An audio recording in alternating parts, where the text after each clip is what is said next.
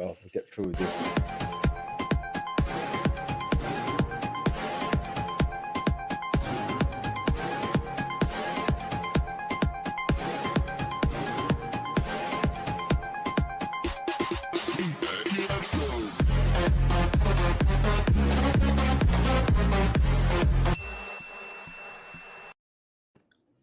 Hello, everybody. Salam sejahtera. Good evening. Good evening, guys. To Q&A, live Q&A, car buying advice, car buying questions. Yep. So today, Thomas and I are holding the fort in Bobby and Tana's absence. Would they be joining us later? No, I don't think so. It's just the two of us, lah. So we'll be here to answer your questions to the best of our capacity. And hey, you know, we can still have fun, right? Yeah, so man. if you're here, say hi. Hi, Rion. Hi, Kwan Sing. Hey, Thomas, tonight got Dude, Where's My Car? No? God, I'm looking forward to play some of it. You know, I always like to set up for my guest in Top Gear last time, but now Chiang gets to set it up, so I get to play as well. So it's fun. Nice. Hey, Chiang now getting good at this, away. Yeah, he's annoyingly good at this. Every week he comes up with a car that I've never heard of before. Or very painfully difficult choice to make sometimes. Yeah. But I thought last week's the 718 Cayman GTS 4.0 versus the M2 CS was quite an interesting choice. Yeah. So hi guys, welcome. Welcome if you're just coming in. I'm Bobby is not able to join us tonight, and Tana's not able to join us tonight. Yeah. So we're still going to run the show, you know, because we're dedicated to help our friends, you know, to answer the questions about buying cars, right? Yeah. Okay. Hi, Mugilan. Hello, Mugilan. Hello, Team guys, Wong. Yap HK. Who's gonna start us off with the first car buying question today? Sure. What question do we have? No, don't have. Anybody got a car buying question? If you got a car buying question, ask. And usually at the beginning of the show, there's very little questions. In the middle of the show, there are too many questions. So if you've got any questions, ask now. Those who ask now, I get immediate answer. Hey, Gopal. Hello, Gopal. What's up? Gopal's GTI that day I saw got a set of nice DRC wheels, man. Yeah. Okay, so we've got the first question by Patrick Ranjan. Honda EHEV, any insider news, price and launch date? No, we don't get insider news from Honda lah, unfortunately. I think Honda also, most manufacturers are pretty tight about this kind of stuff. Yes. They won't seem by the time and the EHEV, right? I think it's still, if it is coming at all, right, it's still very, very far from launch. So yeah, the executives will be very, very tight-lipped. They wouldn't let news out so easily lah, unless it is a deliberate, to test market, which we haven't gotten that yet. Oh, but we do have the, what you call it? Oh, you're talking about this one, the Civic. Okay. Well, okay, launch date should be soon if you're talking about this one. But price-wise, right, you look at where the Civic currently is, the current 1.5 turbo, right? About what, 150, 140, 150K? So, like this article here from Soya Chin Chow, okay, speculates that this could be a 160K Civic. It's a very legitimate speculation, if you ask me. But it's speculation now. 10 to 15K more lah, around there. Yeah, I would suspect. Easily. Despite the fact that, you've got tax-free and all that, right? It would be more expensive one. Yeah. No point they come out with this and then they undercut their top spec. You know, I don't see them doing this. It's like the City hatchback hybrid. They priced it higher than all the others. Yeah. Okay. Yep. Okay. All right. Let's see. Right. Davis is asking any thoughts on the BYD Atto coming to Malaysia again. We have to see what's the price. We have to see the car in person. Yeah. Then only we can really properly answer that. but it looks like a well, it looks like a car, another one of those cars that hits the sweet spot lah. SUV body type, a nice size, looks like HRV or CRV kind of body size. So if they get the pricing right, of course it should be a good buy, I would guess, because China's EV development is now so advanced. Look at this. Look at this dashboard. It reminds me a little bit of an Audi Q2. The side profile of the car. Oh yes, it does. But Yeah, my the God, silver C pillar looks like a Audi Thomas, Q2 a look bit. at that dashway. I mean, it's like one of those retro future spaceship in science fiction movies kind of The design. the the round thing down there, Yeah, right in front of the gearbox. Yeah, yeah, cool. yeah, Yeah, for I mean, if it's going to be in the economy, slightly to medium class yeah, range, I think it's going to hit yeah, a sweet spot or something interesting for people to try. yeah. Yeah. Okay, Okay, Minjun, sorry, MJ, the chicken rice. That remember the chicken ah, rice guy. Okay, 250K. wow, this chicken rice is selling very well. They have to buy weekend car Yeah, now. Yeah. man. Yeah, man. My guy fan can buy 200 quarter million car, but Hey, MJ, possible you need to man. be specific with the type of car that you want. Do you want, Okay, if you want sports weekend car? car, confirm sports car. Let's just assume it's sports car lah. But 250K what sports genre car. of sports cars? Are you talking hot hatch? Are we Hey, talking about yeah, sedan? Convertible, track coupe, driver car. focus? Ah, Okay. How about this, Mingjun? If you're still here, just type and is it cash or loan? And are you like more about convertible and stuff like that, right? Just yes, we'll yes. wait for your Even answer. All right, let's go. within weekend cars, there are many genres. So yeah. Yep. Like mine, no. So for some people, the M2 competition is a weekend car. For some people, the Oh Spider is a yes. weekend car. Yes, Yeah, yes, exactly, yeah. exactly. Thomas has a lot of weekend cars. Do okay, anyways, Alex Chan's asking, I am planning to get my mom an Ativa. I'm worried of his engine's reliability. What do you think? My budget is 70K. Do want my vehicles to use for family drive sometimes any better buy. Okay, I've never driven the Ativa, so I can't say anything. But Con, what do you think? I mean, if you really, is it okay? Why do you are worried that the engine is not reliable? But okay lah, to be frank, I would say for 70K budget, there are better cars that you can buy. But you see, the thing is that the way he phrases his question and he justifies it, he really say, okay, I don't want my V. All right, he wants family drive. So these guys, they've set their sight on Ativa already, but they are concerned with the 1 liter turbo engine. So I would say, right, the Ativa is selling so well. Any issues regarding the engine, down the line, all right, by the time things fall to break up and all right, it will be sorted out one. It will be sorted out. And don't forget, the Ativa shares components, mechanical components with Toyota, with Daihatsu. So, whatever you can say about these cars, right? I think not reliable won't be a problem. It won't be a problem. Mm. Mm. But I know it's a really weird suggestion. I'm coming here. It's like any other better buyer. How old a Santa Fe can we buy for 70K, Thomas? How come you read my mind? You can get a 2014-15 Santa Fe for 40-50K, a Sorrento Yeah, for 80K. Look, guys, yeah, I know I keep saying every week. I think the Santa Fe and Sorrento is one of the it's one of the least underrated car in Malaysia. Lah. You know, yeah, it rides like a German car. yes, Yes, it's a little bit older, but you got a great engine. They run it how like more than 1.5 decade, the same engine. They've yeah. improved the engine 1.5 decade. All the known problems have been solved. Even back then was really Correct. quite reliable. Mm.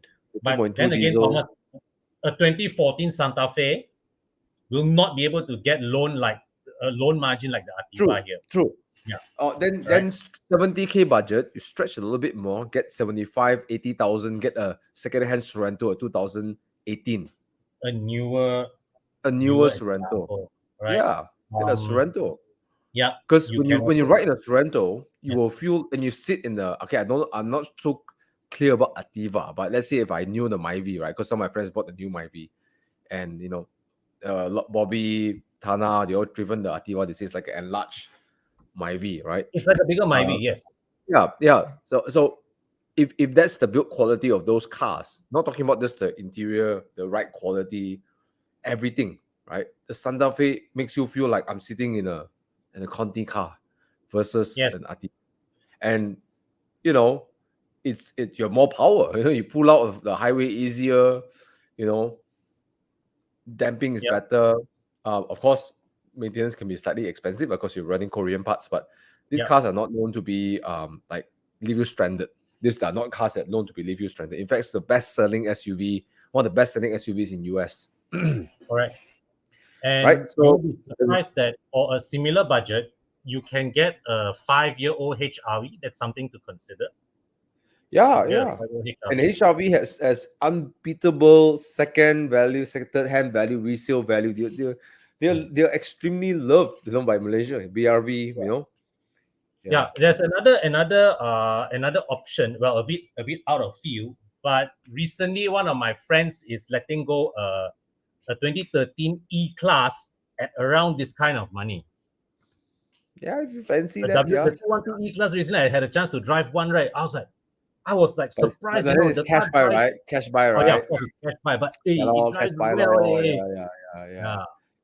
Right. But I as much as I love Malaysia, I mean I support Malaysian cars. I want Malaysian cars to do well. But the Koreans bring so much value, especially the later Correct. models. Very underrated, Correct. extremely underrated car. Correct. Right. Yeah. So Okay. Alex, that answers your question. But yeah, Ativa, it's a Toyota. Don't forget, it's still a Toyota, so it should be somewhat reliable. I'm not gonna say that Ativa is not reliable because it's still based on Daihatsu and I Toyota. don't think unreliability will be a weakness for the Ativa. Yeah, it's not synonymous with that lah. Yeah. Okay, let's go back to MJ and Minjun. Porsche, low convertible. Only Boxster ma. Ayo. Yeah. Okay, let's get this straight. Because 911 means you're limited only to 996, right? I believe. But loan and convertible. Boxster only lo. You have to either stretch your budget. In 1 year time, I suppose 718s will still sit around 350 cheapest for Boxsters. So it's still a tough buy because you can't take loan for 981s, you can't take loan for 987, and 911 convertibles. Forget about it. It won't be in this price range at all. 911 convertible is beyond your budget for loan. Yeah, so you got to look at a 350,000 range for a convertible Boxster 718. Yeah. So since you put Porsche, you're kind of limited. Yeah. But may I also interest you in I think Porsche.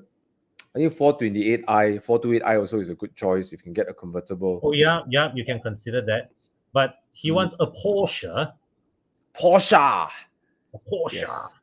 Yes. So you got to look at around 350. So sell more chicken rice. Which is freaking awesome, by the way. Shout out to MJ. What's it called again? Oh man, I forgot this. Won. Chicken by Won. Chicken by Won. Really good chicken rice. Look them on Instagram. Right. Okay, totally support. Okay, let's move on. Sakti Tech. All right, what do you guys think about importing cars from UK, Australia, or New Zealand? Some classics like Honda S2000 mark up significantly in Malaysia. Will importing be viable? Your importing cost will bring the car up to what it costs to buy it in Malaysia. Don't forget. And also there's a lot more documentation and paperwork for you to deal with. So unless it is a car that you find high and low in Malaysia don't have, you are well connected with customs, right? To get all the help you get all the paperwork sorted, right? I wouldn't bother. The S2000 is one being sold by JT Cars, and I've restored my own E30, for example. And I don't know much about classic cars, but I know some people who do. Here's my opinion. Why is it marked up? Okay. Of course, there are hype, blah, blah, blah, so on and so forth. But, if the car is running and is in a good condition, it deserves a premium. It is not easy to fix up an old car. And S2000, right? Is it the classic, right? The S2000, it's not an easy car to restore. It's like if you see E30 is like level 3, for example. S2000 probably is level 9 because the Correct. parts are extremely hard to find, Yes. Yes. Okay. Don't think because Japanese it's easy to fix. It's not. Oh no. Engine parts, your things like maybe like oil filter, your engine parts, probably. All right. You koyak one trim part and see, you will cry. Cry, yeah. So Yes. if there is a reason why it's charged as a premium, right? Yeah. Because the car is if the car is complete, means the interior trims are complete, and then the car is Yes. startable and drivable, that itself deserves a premium. Correct. I say this, that's why it's not actually marked up. I think it's sold at the price that is deserving because you have to hunt for the parts. Sometimes you Yes. buy the parts second hand, right? And then it comes in, it's like, oh wait, this is not workable. Then you waste money, you burn it, right? Yeah. And a And lot of things goes behind restoring cars. And if you import the car from UK, maybe it's cheaper, but can you ensure its quality of the car? yes, Can you ensure that the exactly. car works? Unless you drive all the way, fly all the way to UK or Australia or New Zealand, you found the car, you test the car, it's okay, then you bring it back, right? And If in which right, you will be paying the same amount of money as the marked up car. yeah, yeah, Yeah. Like I believe Thomas, it deserves. What? people always like you're putting your E30 for 50 over K, right? People Yeah, say it's expensive, but the E project that I'm doing now, the bill is already touching that amount already. yeah. I won't be surprised it will be stretching another 5 to another 8K again. It Easily. will just go up again. Easily. Maybe it might Yeah. be. And Yeah. don't forget, it's not just the parts time, it's the time, the parts cost, it's the time that you have to spend, the Correct. headache, the heartbreak Correct. ordering a part, and then the part come, it doesn't fit. Oh my god, doesn't work. Oh my god, So yeah, but yes, Yeah. I will answer Sakti Tech in a more holistic way. There's a reason why certain things are marked up. Yes. Not just because it's a hype, but because there's some work gone behind it. There's some premium behind it. Yes, Correct. importing is viable, but then you would bear the risk of then dealing with if the car works or doesn't work, all that nonsense. Especially for a car like this S2000, I think this is not an easy car to restore. If you ask me to restore this car, oh sorry, damn, I'm sorry, I had a couple of days. I'm thinking about the S650, but yes, S2000, it's also actually, you know what, S2000 also are not easy to restore also. It's Yeah, not. It's not. yeah. Okay, maybe not level 9 versus an E30, but it's also No, not. okay. I was thinking of a S650, Ah, the old school. Okay. Okay, okay. this one probably looking at like a But level 4 or 5 lah. All right, But level 4. Thomas, Yeah. whatever parts here that is not shared with a Civic or a City, it's still you will still have a hard time finding one. Okay, I take it back. This car will be easier to restore. Yes. Of course, of course. Right? Yes, it's marked up significantly in Malaysia. I guess the only advice I will give for Sakti Tech is this thing, you look at condition all the time. Condition. Yeah. Yeah. So sorry everybody. I was thinking about the old school S650. That won't be level 9.5. S2000 is there are some available in Malaysia. You are better off just paying the premium for the locally available ones. Done. Yep. Yeah. I would think so too. Because condition, at least when you're here in Malaysia, you can observe the car, you can inspect the car, and then make a decision. In that sense, yeah. But yes, I think it's significantly, the price is also quite high lah. Honestly, unless you have to have a certain love for the car to really just buy the car. Yeah. Okay. Sorry, everybody. Miscommunication. Let's see if Okay. any So comments were mocking me. this guy's asking AMG 45S current model, keep for 9 years and daily use. Okay, let me just tell you something. My view is these AMG 45s, I think they will tahan the abuse. Question is, can you tahan its abuse on your body? Actually, you know what? The new A45S, Expel's boss actually drives the A45S. And The current I gen sat one. in the car. Current the A45S. It's not as harsh as the old AMG 45. Yeah. I'll be honest. But also depends on how you take care of the car lah. Of course. Okay. It's all How about good is it to keep it for 9 years and daily use? I think dailyable. It is very dailyable. Actually, it's dailyable, but yeah, it's I not don't think harsh. I don't think you can daily this for 9 years. You know what I mean? Because Why? after a while, right, the high-strung nature of the car, it gets tiring. Okay, I mean, you put in comfort mode, your drive Mm. is actually quite okay. Have you driven it? Yeah, I've driven it. It's more comfortable than the predecessor model. But Yes, yes. this is not this is a car I would say that after you will have your fun, then after 3 or 4 years, right, you will want to progress to something a bit more mature because Yes. you had your fun already. Yes. So that Yeah. that is where the A45 is, because the car has so much like fun, and then you get bored of the fun, right? You get bored Yeah. of it. The right. I think the fun will last you max 4 years, 5 years Yeah, max Yeah. But I think for daily use, yeah, I mean, in objective wise, I think daily use is usable. The Yeah. rear seats aren't so bad, I guess. It's Mhm. not super uncomfortable. It's a big Mm. improvement from the last one. But I think in terms of like fun driving it, you probably feel the lack of fun after like 5 years. Yeah. If you want to try something Agree. different. Yeah. You will want to move on to something, with a more relaxed kind of power delivery. Sure one. The problem about the A45S Mm. is it's a car that's easy to go fast, and you get bored Correct. of that. Correct. You get Yes. bored of that.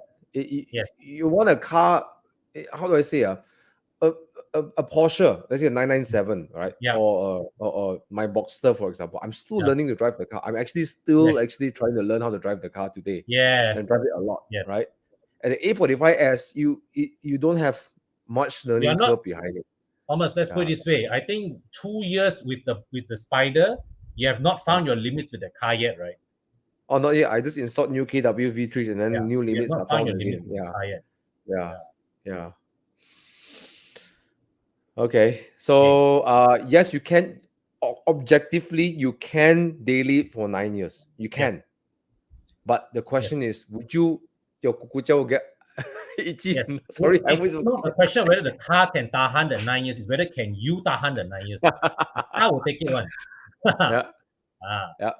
I would say Right. Because similar. the objective of buying a performance car is not just to daily. You have expectations of it. You know what I mean, right?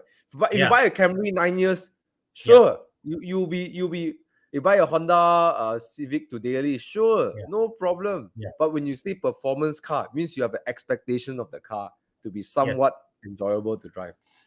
Right? Hmm. Yeah. Sorry, Uh, sorry. a lot of people want to keep their car for more than 9 years. Maintenance costs, you're buying from BMW. Firstly, the first 5 years free already, right? Then means that you are only paying for 4.5 years of maintenance. Yep. Yeah, right. But once again, Lord, will you be able to? Will you be? Will you get bored of the car before the 9 years is up? Will you Hmm. be looking to move on to something else before the 9 years is up? Hmm. The car will take the car will be able to take the used one, because like the 330i, right? I mean the new G20, firstly the B48 engine, that engine is solid. It is a solid engine. You maintain it well, it Hmm. will just keep going. Yeah. So Shunmuganathan said, yes, best I get a 5-year loan to use model. I do agree with Kon, longevity for me to use on longevity to use for 9 years. Yeah, I think that's a fair thing. Yeah. All right. Let's look at the next one. Mr. Gaffa Peter. Hey guys, never owned a Continental before, looking to own the new 330 LIM Sport You for answer this 9 years question from already. Belon. Same thing, right? Same thing lah. Yeah. Like what Yeah. you covered already. All right. Okay. Which is worth buying, a Recon 2012 640i or a 2018 C43? Well, definitely the 640i, Hey, but I got a better idea, Yong. Hey, Chiang, can you look at Muda and look for 650i coupe? Hey, you think about it, hmm, a 650i runs a V8. Okay, yes. it may not But have when you go, the Don't have When you go 650i, right, then the question becomes, why not M6 terus? Because today, right, Bespoke sent me his listing. He said, "Hey, bro, do you know anybody wants a 650i or not? Very Coupe, hard to sell. Oh. 240,000. Let me see if I can send it to Very hard to sell. Oh. Jiang. All right, okay. 2011 650i. All right, let's see. All right, but anyways, coming back to this question. Okay, 640i or C43, 2018 pre-facelift C43 with the 7-matic G-tronic 7 G-tronic gearbox. I think my answer goes to 640i. Yeah, because 640i is a higher segment car, right? But of course, the C43 you can loan a bigger margin. You can take a bigger loan margin. But let's assume he's not going to take loan, because if he pick a 2012 640i, he's not thinking about loan anymore. Yeah. Right. Yeah. So I think a 640i is really a better car than a C43. Coming from a person who used to own a C43, yes.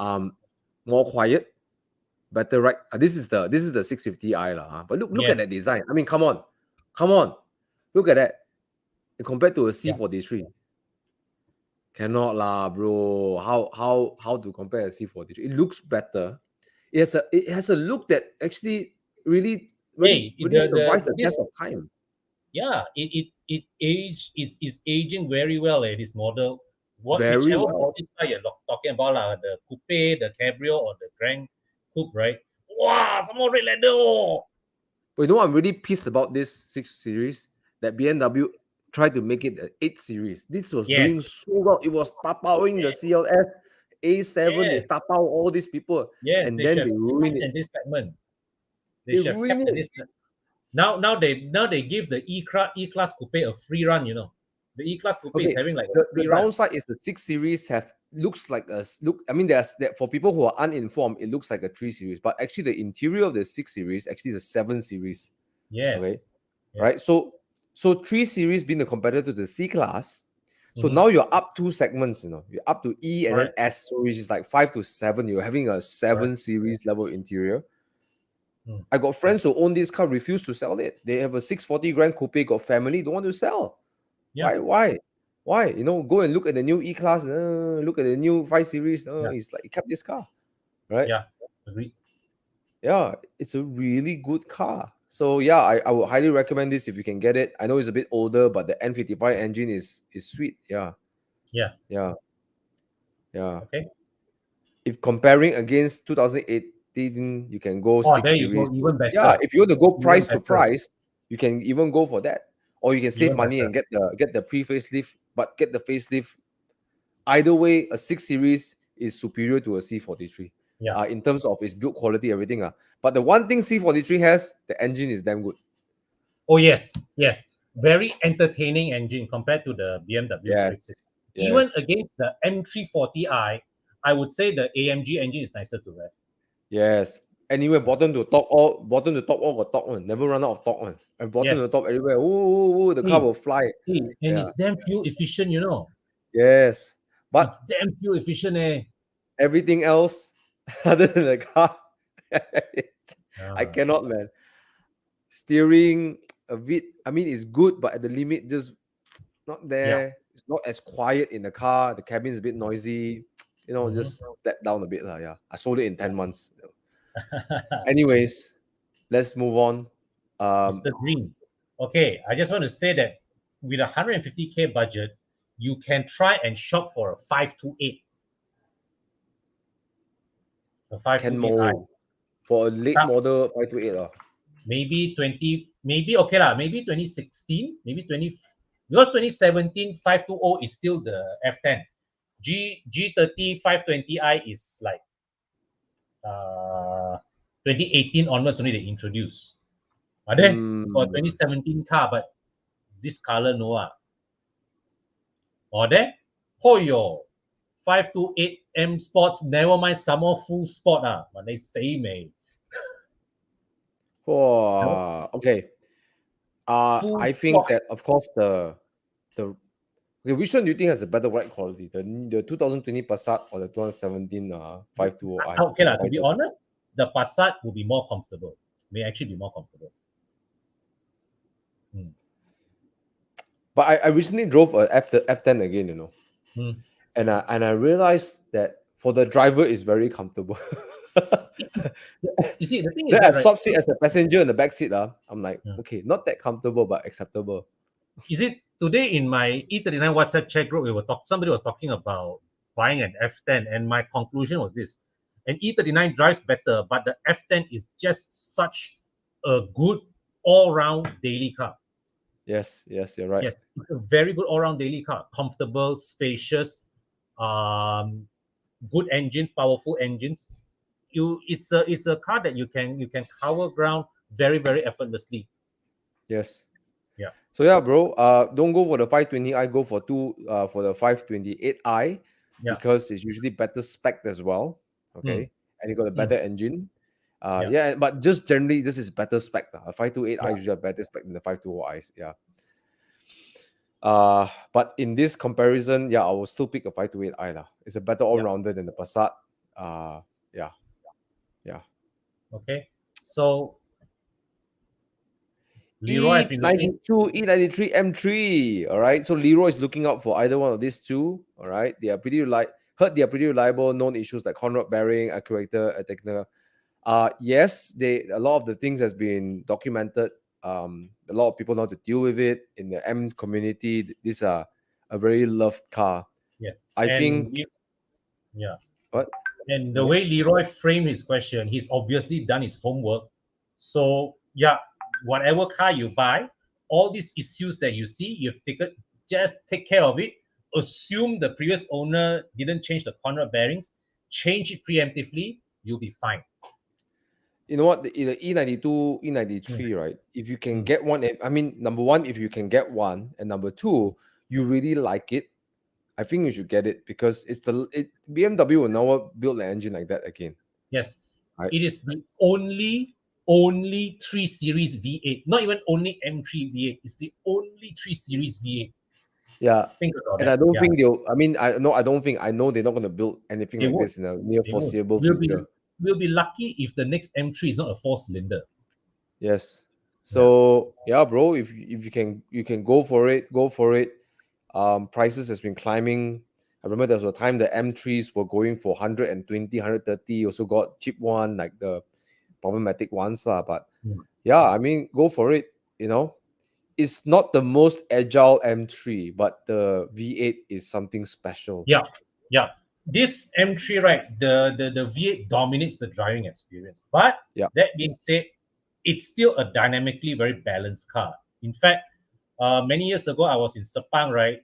The M3 V8, if you drive it back to back against an F10 M5, right? The M3 V8 is so you will feel wow, so agile, so reactive, so communicative. Yep. Okay. Yeah, So go for it. Right. You'll be happy on it, right? yeah. Okay, let's go over here. Planning to get first convertible. Yes, congratulations. Budget 170K. Congrats. Looking for MX5. Ah, any other options around that price tips for only a convertible? Okay, Z4s are either too far below or too high above. Yeah. And then Boxer is Boxsters, out if of the you spend question. 170K, you're looking at cash buy Yeah, 987, which becomes a very personal thing because the a lot of 987s kind of feel a bit tired, especially if the yeah. owners don't jaga them that well, Mm-hmm. right? Yeah. I think MX5 is a great car, Mm. you know. Yeah, I mean, I think it's a great car. I Yeah, can't yeah, see any other option. Personally, if I have to buy a Z4, I'll go for MX5. yeah, If I have to buy a SLK, I'll go for MX5. yeah, yeah. Yeah. It's not it's not it's not super powerful, you know. It's not like gonna murder anyone on the toge roads, Mm. but the joy of driving in this car is really, really nice. It's so nice to dance with the car. Like, you know, yeah. Okay, coming back to just now the M3, this one is speaking from experience one. Conrod bearing easily fixed and below 3K. So If any of you guys are thinking of an E90 M3, this is a Yeah, figure to take note of. Yeah. yeah, yeah. Very good to drift and enter Evo Dorito. I tell you, yeah, you're right. M differentials make drifting easy. Yeah. Okay, so yeah, 170K, go for the Mazda MX-5. I can't think of a better convertible Yeah. for that.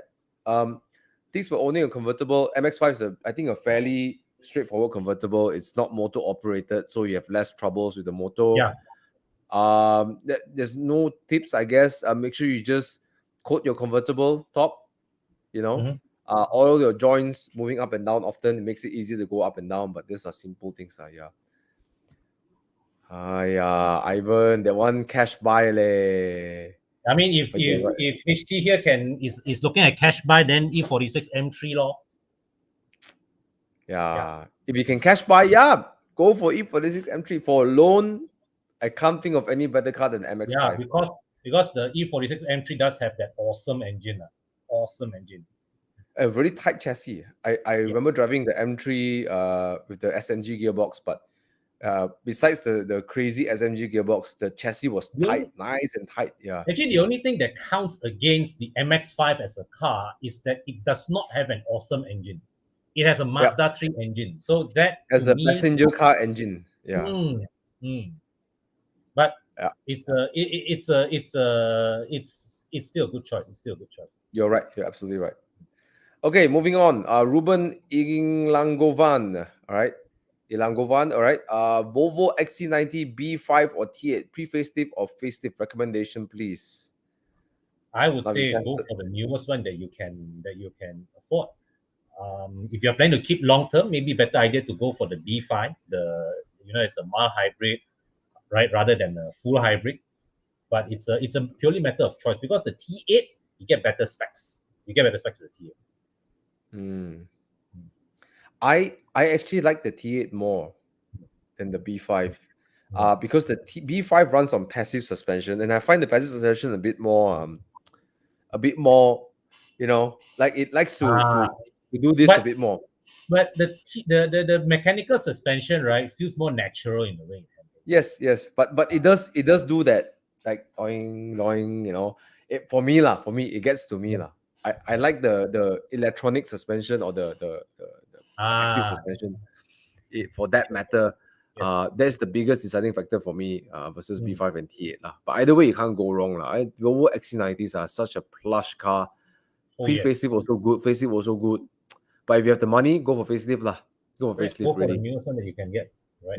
Yes. Right. Okay. FK8. Okay. I've driven the FK8 before. It's wrong for me. I don't agree with the saying that the FK8 handles badly.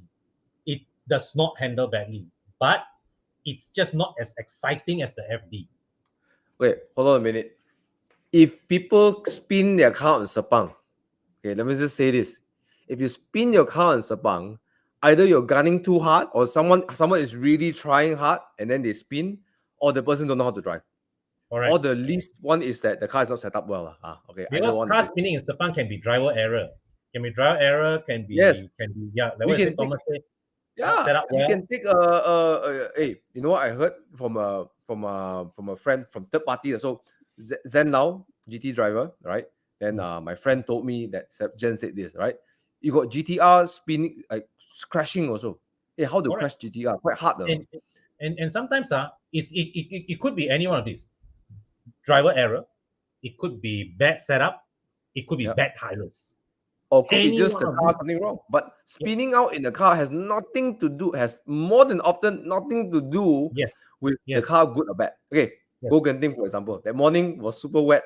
I drove my M2 competition like an idiot. I went off to Genting. I was sliding like a madman. I got up to top and came down fine. There was the same day as the M4 that crashed. I'm not saying I'm a good driver, okay? I'm just saying that you need to know where your limits are with a car. Correct. Now, if the M4 crashed, does it mean the M4 is a bad car? No, it's a fantastic car, right? Yes. Could be also poorly set up. Could be also wrong tires. I don't know. There's so many factors to it. But let me tell you something, my friend. Composite Cult, the FK8R is a damn good car. when I had the M235i, I was driving on the track. They run circles around me. They make me look like I'm slow. I'm smashing my Correct. brake on my M235i going into corner number 4. And then the FD2R was right beside me. He was still throttling when I was still struggling to get my car to slow down. Correct. stock So FK8R with Continental tires. I mean, still the same tires that the car came with.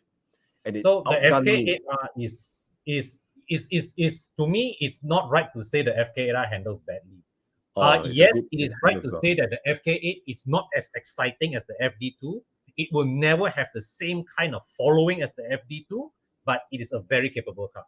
It's a very capable car. So I don't know what your friend is thinking. Sorry, man, but this car is very capable. And you know what's the funny thing? The day I was driving Alex's Ferrari, no, I was driving my M2 competition, and I had a hard time. We had a fun time. We were both driving really nice going up from Genting with FK8R, and we're both driving hard and both keeping in the same pace. I'm a 400 horsepower car. That's a 300 horsepower car. And actually, right, if there's any, I mean, if people ever had any fault on the FK8, is that people say this car is too easy to drive fast. Yes. Yeah. Yeah. Too forgiving, not like the FD2R. Yeah. All right. Okay. So car handling is good. It's good. So, Yeah. Mr. Yeah. Which Scott, the 3GI? Sorry. wow, this one is two different spectrum. 330i is your 2-door, all-rounder car. 4-door Yeah. rally car Yeah. versus 4-door sedan with sporting capabilities. Okay, let's put it this way. What would you pick? If it's your only car, it's a 330i. But if you're buying it as a weekend, it has to be the GR Yaris. Yes, that's true. That's true. Yeah. Straightforward. Yeah. Icon, is it possible to only get my car's interior engine bay cleaned up at Evo Club Car Wash? Can. Mo Man Thai. I mean, we have our fixed packages, but we also tailor our services to what you need. So can bincang one, no problem. All our services are available on a la carte basis. It's just that it's more worth it to take it as a package. Right, but can do. They are, and the best part is they do it very often, so it's something they know how to do well. Yeah. Okay. Yeah. All right. So that's what they do at Evo Club Car Wash. Okay. A lot of people do interior detail cleaning as a by the way business. This is their bread and butter. They do it well. Yeah. So we also going to add polishing soon, Polishing soon too, yeah. Yeah. Next week the crew is going for training. So next week we'll be closing for another few days after Deepavali. Nice. Buy. E46 3i, you can buy. Oh, buy. Don't have to think. Buy. Yeah. All right. Looking at the Megane 4 RS, so Mark 4, okay, but Singapore dealer only offering non-trophy version. What do you think about the part support value of the car since the RS has been discontinued? I think that Renault will still continue to, if you're Singaporean, because your picture looks like Singaporean, you're talking about Singapore dealer. Of course, Renault will continue supporting. I'm sure they will continue supporting their, because it's they're not going to stop say, oh, sorry, I'm not going to service you. I don't think that's going to happen, right? Very less likely, unless they are in deep financial crisis, which I don't think they probably, I don't know. Okay, but value of the car, there is a potential for it to go up, right? Yeah, I think there's potential for it to go up, and because the people who continue to buy the RS are the people who are hardcore drivers. And the RS offers that kind of driving capacity, driving experience that a lot of hatchbacks are not offering in the future, or even right now. Trophy, non-trophy. I think as long as you get the cup, then you're really safe because the cup offers a really good like chassis.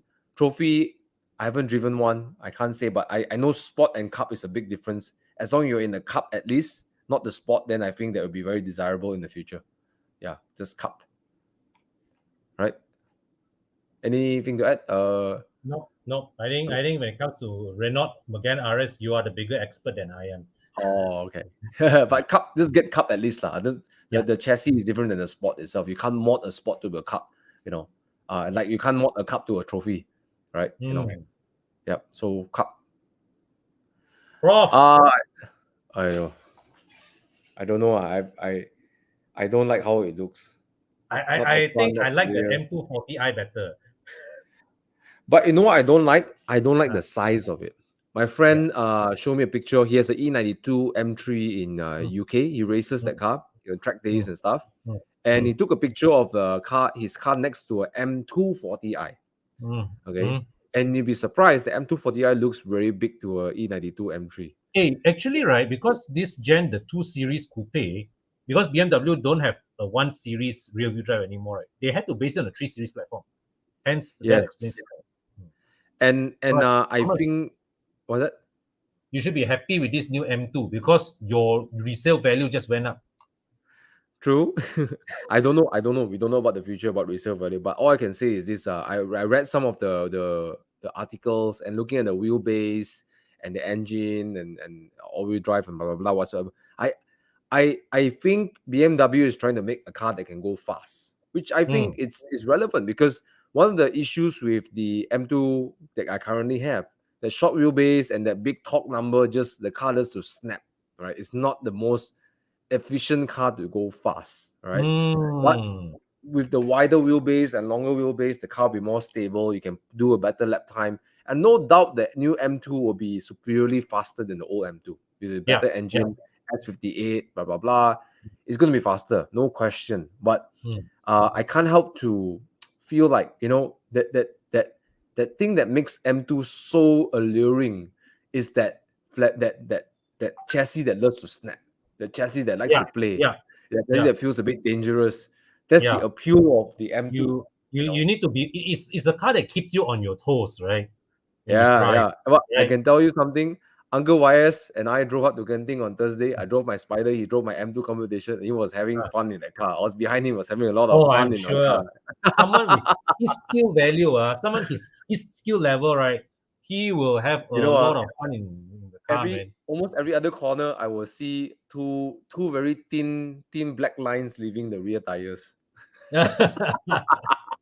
Oh, 2 ringgit. Okay, two that fifty that ringgit. that man is a legend. We should be so fortunate that that we have the privilege to be his friend. Yeah. Yeah. Okay, Terry Tan is asking, hey guys, I'm looking at Mazda 3 hatchback 2.0, mainly for my girlfriend to drive to work. We favor this at the moment because its looks. What other options would you suggest? Reliability is the top priority. No other option really low. If You you want are if reliable. this combo of criteria, right? No other option really low. Looks, but then reliability is top priority. Okay, Mazdas, I don't think they'll leave you stranded. Okay, They will you won't. have parts breaking down? Yes, probably. You have probably Yes. absorbers, those. Mazda suspension parts are known to wear pretty fast. Yeah. Yeah. So that's not mistaken wear and tear and reliability. Reliability means Correct. they're both different things. Mazda will Correct. have a higher wear on, let's say, absorbers, right? Or certain parts. Okay. But if you like the looks of it, I think you shouldn't be worried too much about it's leaving you stranded, having an issue where you can't drive the car for X amount of time, you know. All right. So yeah, I think it's a if you want the looks and the reliability, yeah, go for the Mazda. Yeah. Yeah. Yeah. Yep. Okay. No issue at all. Yeah. Quick Okay, by the one. way, guys, if you're enjoying this, please give us some love, some likes. I know it's just me and Con. We're holding the fort. Bobby and Yeah, Tana man. can't do it this evening. So we're here to answer Tana, as many I questions as want. we can, right? Hey, you think Tana is like going to view his 10th E36 or something like that? Okay, Jundi is asking E20 200 coupe or 530i. Uh 530i drives better, but the E Coupe does feel like the more expensive product. yeah, bro. Yeah. But because it's not an E300 coupe, which is Yeah. usually spec better and stuff, I think I still go for the 530i lah. If it's an Yeah. E300 coupe, maybe I'll think E300 coupe. Yeah. Try to go for it. Try to look for an E300 coupe lah. Try to look for an E300. And Jundi, I think it depends also is what do you expect out of the car? If you want the car to daily often and then maybe once in a while you want to feel naughty, the E class will not Yeah. give you any of the naughty feeling at all, right? Whereas the Mm. 530i will be decently, I mean, it give you some decent fun lah, decent Yes. fun Yes. lah, Yes. Yeah. Yeah, lor. Yeah. Actually, yeah, what you see the price, the difference between a 200 and a 300 coupe. Okay, granted, 2 years of difference is is not much. You are better off with the 300 because the 300 is a better spec and down the road better value retention. Because if it comes down to people buying feature, of course you want to get the 300 more than the 200. Yeah, when it And comes to same value road tax. retention, right? When it comes to value retention, either way, Mercedes will sure beat BMW already. But in this question, Jundi, I guess is what you expect out of the car, right? If it's Mm. just for you to drive around town, get around, blah blah blah, the coupe will do probably as good a job as the 530i, right? But Yeah. if you think the E200 coupe is sportier than the 530i sedan, then you're wrong because Yeah. it's not. So it depends what you want. If you don't need the sportiness, whatever, and you want to feel luxe, feel comfortable, go for the coupe, go for the Mm. E300 coupe, and then it really feels nice in there. It just feels nice. Yeah. All right. Terrence asking if I talk about Recon E200 coupe Japan specs, high spec than Austria. Oh, okay. Oh, that's something good to know. Yeah. All right. Okay. Japan Interesting. spec actually higher spec. Yeah, Yeah, that's true. it could be possible. Yeah, could be possible. But I think again, E300 will probably hold better value in long run. But Yeah. if you can get the E300. Yeah. Thank you, Terrence, for your input. Really appreciate it. Okay, let's see. Mhm. Okay. My friend is selling a C200 compressor 2011 model 55k mileage before 35. So Firstly, the W204 question late is model it facelift. is it a legit is that mileage legit? Because 35K is very, very low. Well, it could So be legit. If it's legit, then let's see what's the prices. but I know but these cars hold value oh pretty no, well. One. this 55K for 2011 model, that is about the market value. That is about the market value because About market value. in a way 2011 no 55 no 55K you can actually go for a CGI. I think you can Yeah, get a the CGI. 2.0 1.8 CGI lah. The C200 is a Yes. 1.8 ma. Yeah. Yeah. They are around 46,000 to 50 plus thousand. Okay, it's maybe on the higher side, but the mileage is so low, it could be worth looking at, right? But again, low mileage does not always mean the car is good. Yes. Okay. Yes. Cars that are not driven often, especially if you're not left alone for a long time, can be problematic. In a way, So if it's a 2011 model, it cannot be the compressor. It is the turbo already. One it's the CGI. So yeah, like CGI. Thomas, like what you see. Yeah. Is it Oh, is it compressor? say compressor? Compressor is the supercharged engine. It's the older one. Or the blue tech Mm. No, the compressor, the supercharged one. This is 2011 would be the CGI already. So the blue yeah, efficiency, is it? that's about the market value. 55K is about the market value. So get the car checked, lor. If the car's condition is Yeah. good, no major. Yeah, Gavin Singh, the only concern I have is that this car may be not driven enough. So there could be some issues with the car. So if you don't mind, if you really want it, take that car to and pay for the pre-purchase inspection to see that if there's any bills coming your way if you buy this car as well. Right? Okay. Agreed. Yep. Yep. And if you're looking for pre-purchase inspection, you can look for any of our Evo Club trusted workshops. Yep. Chiang, if you want to flash it. We have a list of workshops that are trusted by Evo. It's all around Peninsula Malaysia, even some in East Malaysia as well. Some of them offer pre-purchase inspection for cars. So they take your car in, they check everything, from engine oil, blah blah blah. Just check the condition. It tells you the true condition of the car. Of course, you have to pay a fee for it, but I would rather say that you're going to commit into a car, you better know what you're committing into. Correct. Okay. So, check out Evo Club inspection centers, book an appointment, and then do a PPI on this. Okay. Agreed. Okay. Let's see. Your heart is leaning towards the 997, then you go for the 997.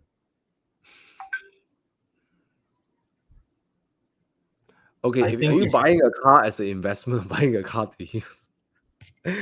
uh, if you want to buy a car to use and play and have fun, then yeah, go for it. You know, because uh, I don't that's we it's hard this to one, say right? what value. Yeah, there's no right or wrong for this two one. It's really a matter of preference because both are cash buys already, right? Yeah, Both are more than 10 years old, both are cash buys. It's really at this stage, it's a matter of preference really. yeah. Mm. I prefer the 997 for sure. Yeah, I think it me looks too. better. Looks Me more too. more proportional. I mean, the 96 also looks quirky and nice, but if you can afford 997 turbo, go for it.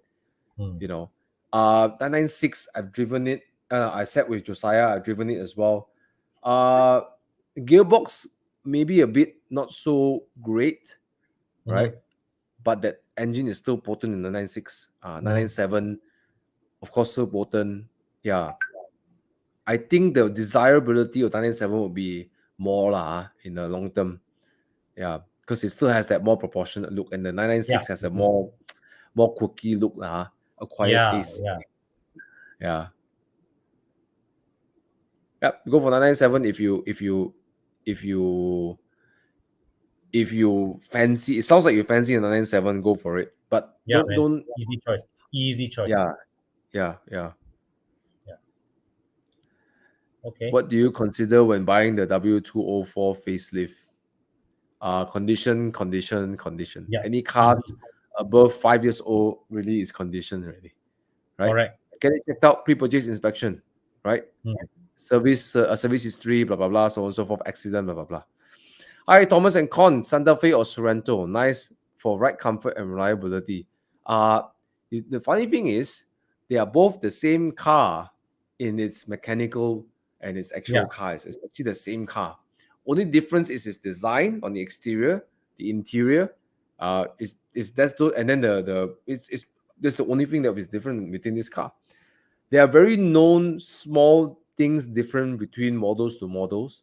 Like my dad has Mm. noticed the Santa Fe actually is a little bit more pliant on driving, but it's a Mm. very small thing. It's not Yeah. huge, like It's really improvements. a matter of preference, law, I believe. In Same in engine choice. Kia and Hyundai's positioning, I believe I may be wrong. Kia is more of the younger, Mm. try to get the younger crowd, and Hyundai is a bit more of the it's a bit more sophisticated.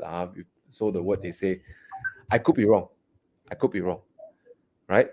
Reliability. These cars, the engine is solid. The 2.2 diesel have been around for more than 1.5 decades, I think. Yeah. And they improve upon it again and again. The gearboxes get better and better.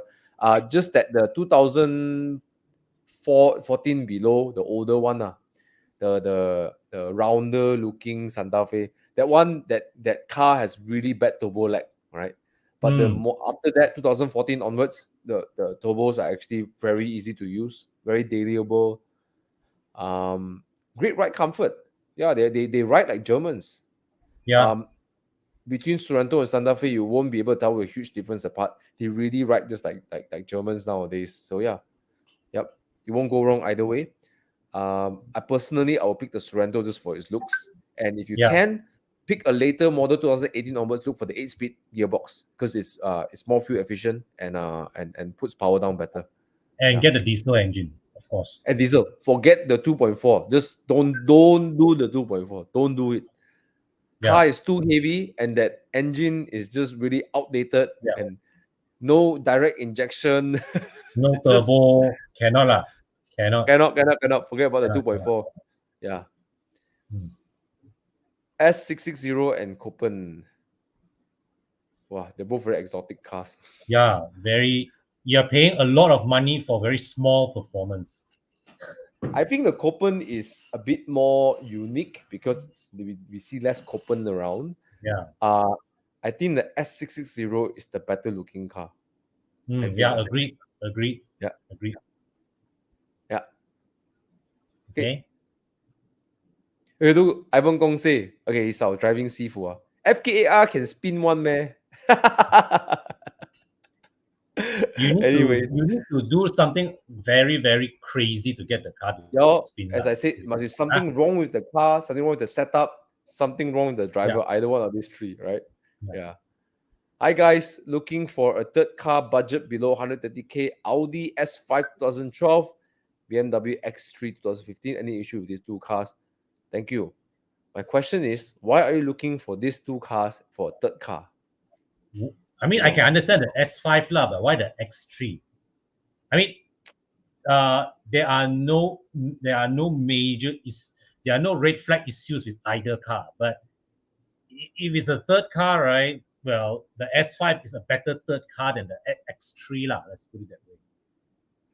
But I guess looking at the picture, he probably has two kids and probably want to bring them along, on drives and stuff like that, right? Yeah. So I can maybe see why he wants a car that can fit kids and everything. So I'm assuming, Sharizal, that you already have two cars that can fit your family in. Okay. So I assume they are 4-door SUV or something like that, right? Maybe go for a coupe that can fit also everyone in the car and is different, like a 640i. Hey, actually, right, one of our friends is selling an S5 convertible. He just bought the car, but wow. Yeah. I mean, we recently cleaned up the car at Evo Club Car Wash. Gary's car. I'm not sure if it's huh? Is it a B8 or B8? B8, right? The 3.0 V6 supercharged. Yeah. I think it's the 20. It's about this age lah, 2010 to 2012 age lah. But is it the price of 130,000? Below. Below. Sharizal, your answer has came.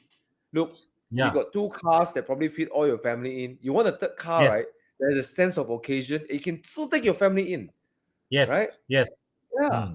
Convertible top down. You got a V6 supercharged. Proper rear seats. Yeah. So do consider that. Sharizal, seriously, if you're interested, text Kon, go to his Facebook, text him and say, hey, I'm interested. Text at Horizon or Horizon. Seriously, Sharizal, go for that. You get a sense of occasion. You want something different. A third car should be vastly different than your second car and the first car, right? And I get it. You want to bring your kids around. A convertible changes your world. Like imagine taking your kids going to just let's see this Saturday or Sunday. You're like, hey, let's go to Pantai Morib, right? And then you just drive. Take the kids, put them in the back, convertible top down, cruising to Pantai Morib, and then you have an amazing weekend. Yeah, man. Nice. All right. Okay. Kon, E46 single Vanos or a W210 E200 compressor? There's no E46 single Vanos. E46 are all double Vanos. But I would go for the E46 because I'm just more familiar with BMWs. But the 210 the 210 is the last E-Class I would consider. I'm not a fan of the 210, so I'll go for the E46. All right. Okay, let's skip down there a little bit. Solid 888 came a few weeks ago. He asked, he has a Mustang. Now, I can't remember what Mustang he has. If you had the 5.0 Mustang or 2.3, let us know in the comments below. Right? Have the Mustang tested 981 and the 718. Not sure worth the upgrade or not. Macam less power, less space, less comfort, but surely better handling. Space, forget, of course, the interior space, the Mustang is bigger, wider and bigger. Yeah. Now, this 981, you have to ring the car out for power. You have to drive it above 6,000 RPMs for the power to show itself, right? 718, quite powerful. Yeah. So, what's your conclusion? If you like how the Mustang drives, you should keep it. But I think a car that would make you feel like there's an upgrade, maybe it's a 6 Series, or maybe, let me think. Maybe he likes a Grand Coupe. I likes the Grand Tourer. Yeah. 2.3 is a 2.3. Maybe he likes a Grand Tourer kind of car. Yeah. Yeah, a Grand Tourer car. So the question is, why are you considering to upgrade from your Mustang? What are you looking for with your next car? Yeah, it seems like better handling is not something that you want. Yeah, So what would you like? Would you like a Grand Tourer? Means a yeah, it's two-door, something that he super likes. powerful. Yeah, Yeah. it's something that he likes, Uh, but it's not. It's evidently not a priority. mm, Mm. I think can look into certain Grand Tourers if the budget, maybe look into a Audi S5, Mm. right? The latest one, the 2.9 Mm. RS5, the Mm. RS5, the 2.9 turbocharged Yeah. could be a nice replacement for the Mustang. Very comfortable, two doors, good looking, yeah, nice interior. Yeah, that could be a possible Grand Tourer to look at. Yeah, but I get it lah. 981s, right? When you drive it, right, you feel like, hey, where's the power? It's like, where's Yeah. where's the power? Yeah. Lor, yeah. Lor, yeah. Lor.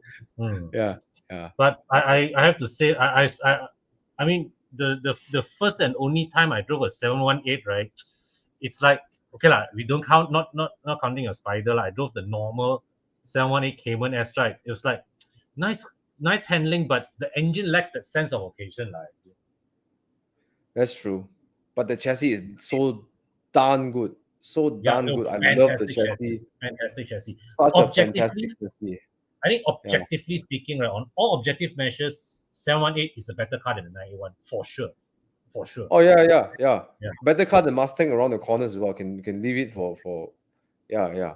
But again, it's what you want out of the car, and Mm. it depends what do you really want. Mustang is a great looking. It's a great look. I mean, it looks special. Yeah. You Oh know, yes. Yes. uh, and yeah, it depends what you want. Yeah, depends really what you want, right? Okay, let's go back to our older questions. Okay, hi guys, looking for either a Volvo S6 VW Arteon S60 or VW Arteon, right? Or should I be looking at a BMW or Merc? Driving to JB to KL often, mostly single driver. I think, okay, let's look at Volvo S60 or VW Arteon, BMW likely 3 Series or a Merc C-Class, right? I Mm. assume lah, because Yeah. based on what he picked between the Arteon and Volvo, which is the most comfortable car for long distance journey? Arteon, no? Arteon, I think the S60 more comfortable. Yeah. Yeah. Arteon or S60, lo, if you are looking for if you want the comfort, right? Arteon or S60, lo. On highway, the S60 is really nice, but you Yes. cannot go above 180 lah. It's illegal to go that fast anyways. Okay. Yes. Yes. Yes.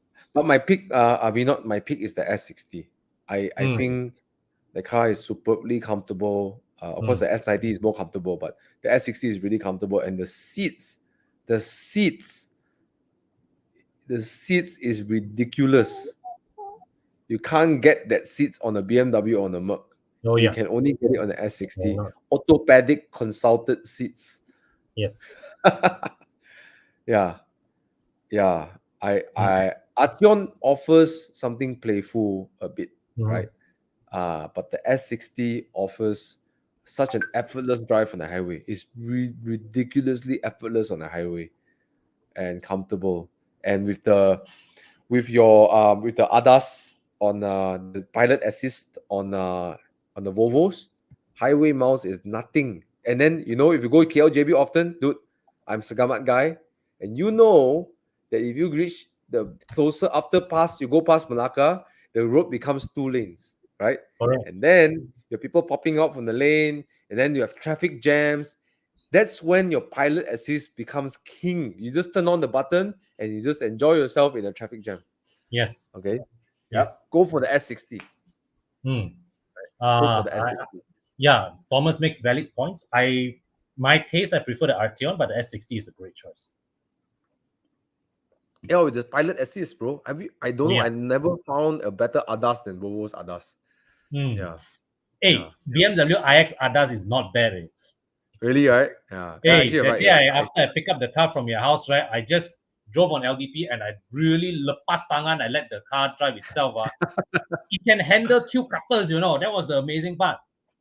I was like, I say like the taxi in front of me tried to kind of say, I let go, I'm not going to brake, you see whether the car let you go in or not. So the car will really inch forward.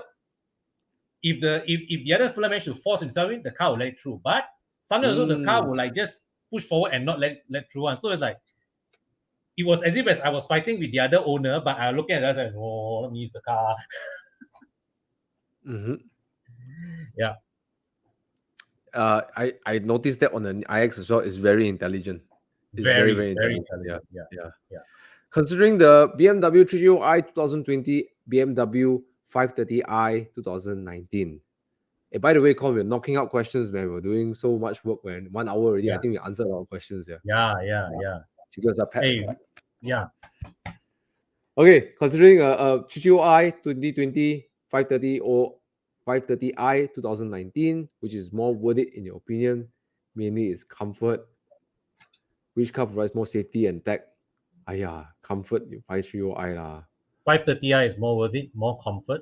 But the 330i being newer, I think the 330i has a bit more tech loaded into it.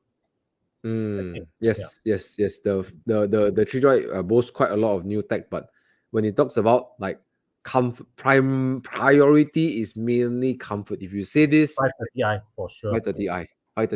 Yeah. All right, let's go back to solid 888. Yes, reason for upgrade, batch upgrade. Okay. Can't escape from Thomas' comment on Mustang's handling. Yes, Mustang got a better road presence. Oh yeah, of course. Absolutely right. Right. Batch upgrade lah. Audi lah. I think Audi RS. You got the money stretched to Audi RS. Hey, Chiang, have we checked what was the RS5? Do you still have in the market RS5? I think that's a nice upgrade. It's a batch upgrade for sure. Oh yes. Right. And the interior confirm upgrade lah. The Audi's interior are really nice. Right. And that car, the car will freaking fly, man. I tell you. Oh. The car will fly. 2.9 to 450 horsepower turbocharged V6. The 445 ringgit. 445,000 ringgit recon. 445. Not bad. Let's click that one in. Or 450. Yeah, 450. Daytona Grey. If you got the budget, go for this, man. If you're looking at 718, you are really looking at 380 plus thousand, right? Hey. Hey,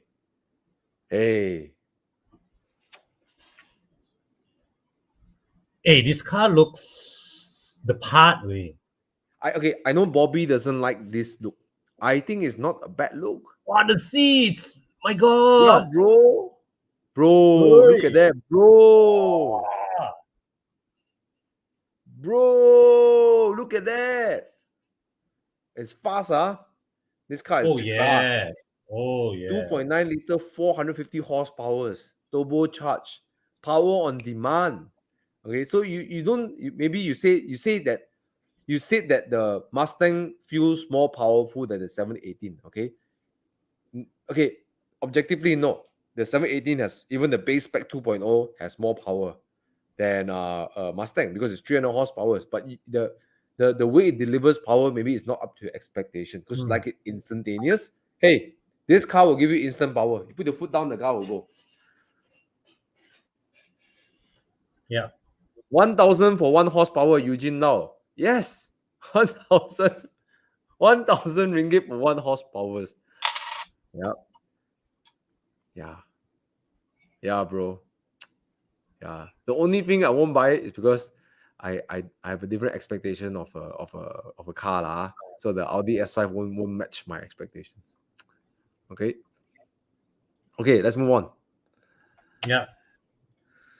Evening, guys. Planning to get a Japanese Recon 2018 WRX STI around 230k as a weekend daily. Any thoughts of it? Discontinued. From what I heard, issues falls on the ringland and rod bearings. I know it's not the most reliable Japanese car out there. Yes. But Yes. usually, right, the unreliable ones are those that have crazy mods because Subaru, they are an engineering oriented company. I refuse to believe that they didn't pay attention to reliability when building their cars. Hmm. Hmm. I know a lot of owners. I know a couple of owners right now. I know a couple of owners. This car do need some work lah. You cannot just buy and then just like. Oh And yes, I know. Yeah. You have to do some research. You gotta up your knowledge about the boxer engine from correct, Subaru. Like I learned correct. that piston number 4 will have cooling issues. Because of its Right? position in the engine bay. Yeah. So Yeah. someone had to bypass the cooling system to piston number 4 just to cool number 4 only. Right? I'm not sure if this is applicable on other Subarus, but with the Forester, right, the bonnet actually has to open 90 degrees because like you change spark plug also, right, engine have to come up so that you can access the spark plugs. Hmm. A lot There you of a go. lot of common jobs are in normal cars, right? In a Subaru, you have to lift up the engine for the space. Okay, any thoughts of it since discontinued? I don't think that you have issues finding parts just of yet. Yeah. Subaru knows that they have a lot of customers who drive this car. They're not gonna stop producing the parts. And there are a lot Yeah. of OEMs out there as well. They know there are a lot of Subaru owners driving WRX STIs, and they're still going to produce these parts, right? So I don't think will be an issue. I think it will be a major disaster if any, or will be a lost opportunity for some companies to stop producing parts for these cars as well. Correct. So I don't think you should Correct. worry about that. All right. Hey, you want to send your daughter to sleep first? Or It's okay. Don't worry. Wait. no, yeah. Okay. Yeah. Why does Merc retain value than Merc retain better value than BMW? Yeah, not Hashtag only retain Team better value, BMW. more sought after too, despite the higher values. No, one of my friends today wanted to buy a W205 C200. Hmm. And then I asked him how much he said Recon 2018. Con, you will not believe me. 230,000 ringgit. Ah, serious? He said, I really want to buy. I say, bro, you go and buy a new, I recommend you to Prakash. You can go and see a new 320i. We will be loaded with stuff because they're going to phase out Yes. that model.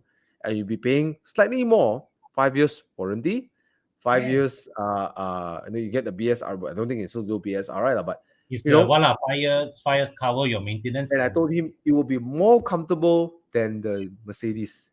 It will drive better yeah, than the Mercedes. It has of newer course. tech than the It's Mercedes, a new and your the iDrive is way better than that stupid Mercedes. Sorry, sorry, my Mercedes friends. I used to own Mercedes also, but that's uh, just if you use an iDrive, the iDrive is so easy to use. Or even the new yeah. one, you can argue that it's not as good as the old one, but still easy to use. Okay, Hmm. but really, but Bashiro, in the end of the day, it is still a Mercedes Benz. Yes. The It, desirability is in the badge, and yeah. that's all I can say about it. Yeah. Yeah. Mercedes badge value, no two ways about it, is higher than BMW. Yes. Yeah. It's as simple to say that why Louis Vuitton bags are very nice and expensive. Yeah. People buy it and then they want to, Yeah. you even resell it, got second value just because it's Louis Vuitton. I can Correct. get someone to custom make a very nice leather bag, right? Yeah. But end of the day, it's not a Louis Vuitton, right? Correct. Yeah. And Mercedes has that lah. It commands that the C class especially, and then the A class and the Yeah. entry levels they do command because it's the entry Correct. level into the luxury brand. Yeah. Right. Okay. C300 Coupe 205 facelift or Mustang 2.3. Which car is more fun for weekend car? Should I consider the 330i G20 for the fun Actually, the driving? 330i is the most fun of these three choices. You know what? Why? What? Go ahead. Actually, right, if you're looking at this, why not consider a previous Gen 430i? Or 428i. 430i is a bit Yeah. more rare, but 428i also can get, yeah. Oh, M340i. If you have the money lah. But what's the price of a W205 C300 coupe? It's not this price. Yeah. Okay, Alif, I give you a context. When I wanted to buy a nice sporty car, I want to upgrade from my 118i, I wanted to buy a 911 at that point, but I realized that there's too much money for I wanted to invest my money. So I said I'll let go of the 911, 991.2, all right? And then I said, let me go for something else. So one day I was walking around the mall and then there was a showroom, those road show showing the C300 coupe. I was like, damn, that car looks nice. Then I walk in and sit in the car. I was like, damn, the interior is super nice. They had the wooden interior, open port. I was like, whoa, this is super luxurious. So the salesman looked at me and said, like, oh, we got only this amount of, I wanted white color. I said, oh, we only got this many white color. I said, I book one now. So I paid my booking fee, booking fee. I think it was 3,000 or 5,000 ringgit. I booked it because it's CBU. And then I said, I will confirm with you after I test drive the car. Today I'm busy. I won't do test drive. So I came back the next week and I did a test drive. And then I said, can I have my money back? If it's a weekend car and you want to drive it, like a little bit of fun, the front, the steering wheel is so untuned. I don't like the steering wheel. It just doesn't tell you where you're going, especially during high speeds. It's very vague, not intuitive. And just by that itself, it really kills the whole experience. Just by that. The engine, not great too, right? But it's just the steering wheel just really doesn't do it for me. Thomas, honestly, right? The previous gen 1.8 CGI feels like a nicer engine. Yeah, you're probably right. And also the steering wheel is more intuitive than the 205. And the 205 pre-facelift, they say facelift, the 9G-tronic, but the pre-facelift gearbox is stupid. Sorry, I had the 7G-tronic. You're very tulan, choose the right gear. Come on. Yeah. All right. But anyways, weekend car, unfortunately, the 330i is the most fun among all of this. But if you can, like Kon say, go for 428i. You still get a coupe and it drives really well too. Yeah. Right. But for 200 and how many K? 240,000, 220,000. Was it? Yeah, I guess so. That's about the price range, right? Right. Let me invite you to stretch your budget just a little bit more. Right. To try something that is a coupe and is associated. When you hear this car's name, it is well associated with performance. Look for a stretch a bit, go to 270,000, maybe 280,000, 260,000. You can get a BMW M2. An M2. Serious? Yeah, you can get it for What age? What age? 270,000. 2016 one for 260,000, 270,000. You can get an M2. Wow, I like that Synonymous. 330e try to select masuk, man. Huh? Chia, go back to the top. The 330e try to select masuk. Ayah, mana boleh. Ayah. Hey, naughty. this car, you got coupe. You want weekend car? God. You want drama? God, got drama. You turn the corner, you throttle early, got drama. This car. Yeah, right? not bad. And you can learn with this car. You can grow with this car. You can increase your driving skills. You can go for driving classes. You can. It's a car that helps you learn and grow. Thomas, what is the price gap between the normal M2 and the M2 competition now? Big. Not that big lah. Okay lah. M2 competition is 380 to 420 nowadays. Okay lah, still reasonable. Right. M2 is around. M4 you can do M4 if you like to as well, but it's a bit older lah. Your loan probably smaller as well. Older, bigger, more. M4 probably is an easier car to drive than the M2. Okay, it's easier. Okay? Less playful. Less playful, but I think it's plenty loads for people who are first getting into an M car. Yeah, the M4 is plenty loads. All right, but either way, M2, M4, it won't go wrong. I would lean towards the M2 because it's a smaller chassis and I just love it. Yeah, but it has more sense of occasion than any of these three cars over here. Either M4 or M2 has a bigger sense of occasion from this car. Don't be intimidated by the 3-liter road tax. It's just 2,000 ringgit. Really, it's Yeah. like you're paying additional 1,600 ringgit more for a hell lot more of fun. You Right? put it this way, you buy a C200, C300 coupe, right? What is the monthly installment? Can't be less than 2K also. Yeah. Yeah. And So think then of it as a 13-month installment. yeah, and then you get a proper 6-cylinder engine, right? A nicely done chassis that is built to have fun, they're built to perform. Whereas any of these cars over here are a compromise for performance. Think of what I said, right?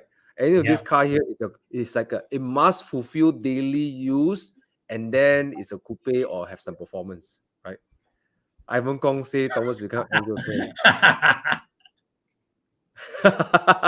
Come on, Ivan, you have to agree with me, I think right? Ivan is the better M salesman than Thomas. Absolutely. All right, let's move on. Hi, Lysine is saying, hi guys, looking for a small car from wife to daily, but have some fun during the weekend. Budget 250k new. What's your recommendation? GTI, A250, or 320i? GTI. GTI lor. If you want fun, then GTI lor. Yes. It's a very dailyable car, extremely dailyable car. Yeah. Right? And then you have fun. 320i can have fun too, but I feel it needs a bit more oomph, you know, right? A250, sorry. You know, when I sold my C43, I was before I got my E30, I decided to sell my C43 already. I haven't really sold yet, but I've decided already.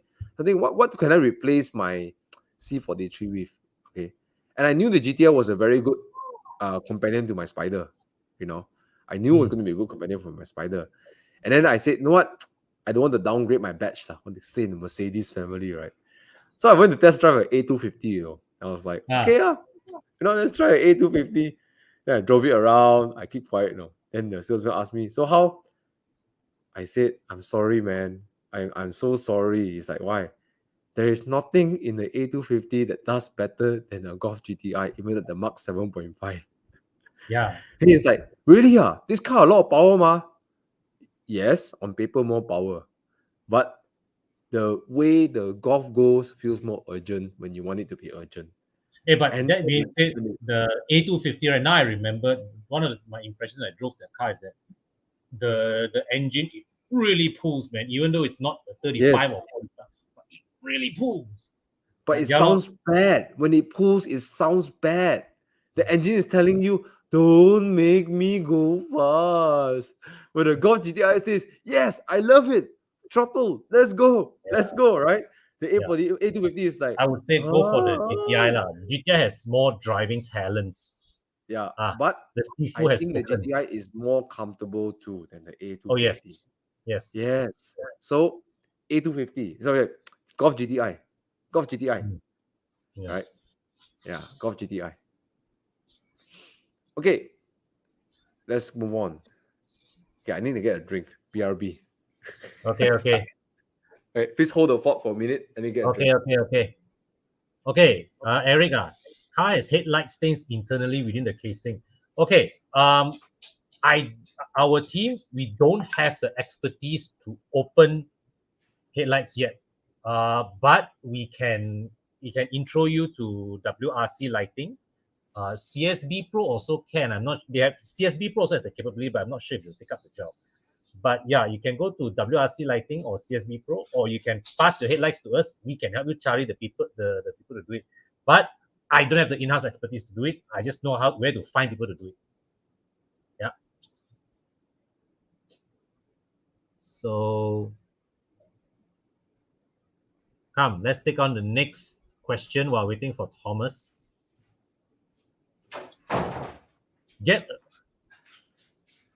It's a good choice, lor. End of story. My switch to MX5, you win in life already. You can't go wrong with MX5. Yeah. You know what's the best about MX5? Is that if you don't like it, next year you sell it, you won't lose much, or you might even retain the value. Correct. Right? Correct. Moses V, you're having a 2010 Vios, using this car for rough use, 50 to 70K. Looking at a 2015 Corolla Altis, not a bad choice, reliable choice. You can also, of course, at that price range, can you get a Civic also? I mean, just as an alternative. Civic is The slightly more expensive. Yeah. Also pass up I think. Civic tend to Yeah. hold better value in that segment. Yeah. So Civic for 50 to 70K gets you how old car? 2016 car. So actually, you can consider the Civic, 2016 Civic. Damn, Civics, man. 2017, 86,000 ringgit. Yeah, lor. Woo. Oh, but there's one here I see 2016 going for 62. So there is something else to consider also lah.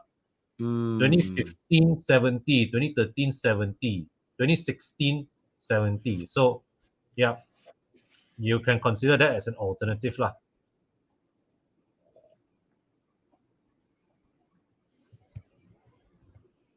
Okay, Aiden asks, Corolla or Mazda 3? Corolla quite good value for money as a good suspension, but Mazda 3 has more power, better gearbox, and GBC plus. The only thing that the Corolla has better and is much better than the Mazda 3 is the suspension. My opinion, the Corolla handles better than the Mazda 3, but in every other measurable aspect, the Mazda 3 feels like a superior car. Mazda 3 looks like a 300,000 ringgit car. Yeah. The hatchback, especially the hatchback, it just looks like a 300,000 ringgit car. Yeah. The Mazda 3 may not be a better handling car, but it's a more playful car between the both. Correct. Right? Yes. The Mazda 3 have some sort of Megane feels to it, Yes. Yeah. Yes. The rear is a bit more playful because of the torsion beam suspension. Oh yeah.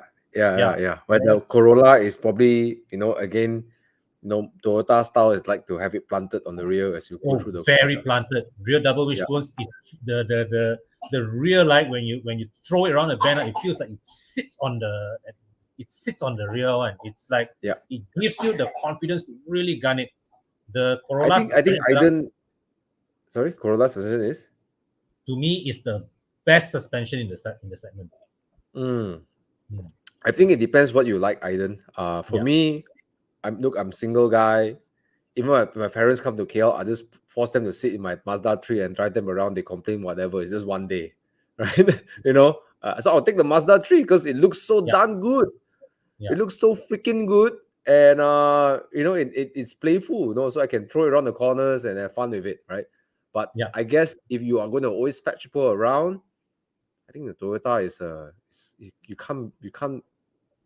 Yeah, I actually always like Toyota's chassis a little bit more than Honda's chassis in this segment. Yeah. Even the Camry Accord as well. I always love the Camrys more than the Accords. Yeah. Every time I get a Grab also, I'm like, oh my god, there's a Camry. I'm so happy. I'm very happy. I get a Accord. Yeah. Yeah. Okay. So I think it comes on the personal preference lah. Yeah. Okay, weekend car. Which would you buy for 1 million? 650. Okay, McLaren 650 or 570S, 458, 911 Aston V8 Vantage. Oh, this is exciting. Okay. I'm a 911 man, but in this kind of company, it's very difficult to ignore the others. Okay, let's talk about the beauty of 911s. 911s are probably the most and the least intimidating of all these choices. You can do everything. It doesn't feel claustrophobic. Yes. It has enough power, albeit not the most powerful. It is the most livable of all these cars around here. And it looks good. 992 all looks good. Right? But if you say weekend car, okay, depends what kind of driver you are. 992 can be also quite fun to drive on the weekends as well. Yes. Personally, the most exciting car of all this is the 458. Correct. The one that will make you 1 mil now still. Around there lah. The one that will make you like think, oh my god, it's the weekend. I want to drive this car. Ferraris have that. The 458 is the most exciting choice here for sure. 360, 430, 458s, they make you want to get in the car and you want to drive that freaking Yeah, car, right? It's but it can be for the uninitiated, it can be very intimidating to drive this car. Especially I don't know about the 488s and stuff like that too much, but I think those are very easy to get in and drive. I think the Romas are a bit 911-ish already. Con, you drove the Roma, right? And the yeah, you drive yeah. yeah, it's very 911-ish. It's very It's less very mature. intimidating. The car is very mature. Yeah. Mm. 458 also quite refined already compared to the 430s and the 360s. Yeah, But man, I tell you, you get in the car, you drive that freaking 458, you want to drive it again and again and again. Yeah. If you ask me, bro, I'll go for the 458 without in a heartbeat. In just a heartbeat, I'll get the 458. Um, yeah, it's something about Ferraris, especially the NAs, right? When you drive it, right? I'm not talking about the modern ones. When you drive it, right, your heart longs to drive it again. yeah. Driven the 720S, I mean, I haven't driven the 650 and the 570s. I never long to get back into one of it. But my McLaren. heart today wants to get back in the 458, in the 360. And I recently also tested a 430. I long for that feeling, All right, all right. you know. In terms of sheer capability, like all the stuff that you can measure, your track times, whatnot, the McLarens are probably superior. But it is the Ferraris that always evoke the more emotion. It's the way they make, I don't know how to explain now. It's the way they made the chassis and the engine together. Is an art that the Italians do extremely well. When you Mm, throw around the corners and when you're throttling out and you trail braking, the chassis is telling you so much. And that noise, just that V8. Oh my god. Oh my god. Right? It's like a drug. Aston Martin V8 Vantage, I don't know. I haven't driven it before, so I can't say much. But the mm, looks good. I mean, it's mm. handsome. It's really handsome. Probably the most handsome among all these things. So it depends what you want. You want something in unintimidating, 911, easy to drive, get around, Yeah, 911, right? Vantage looks the best among this lot. The 570, 650, I don't know. I just feel that I think it's very serious. Okay. If I get the whole McLaren language right, very serious, like concept, tick all the boxes, do track mm. very well. But the 458 is the one that tickles your heart the most. It's the All right, 458. all right. Uh, if you are a driver, if you're a guy who likes to push the car and drive and drive and drive, the 458 probably tickles your heart the most. Yeah. Mm. Okay. Okay, I'll very quickly answer this one. Tony, I will always say, go with your heart. End of story.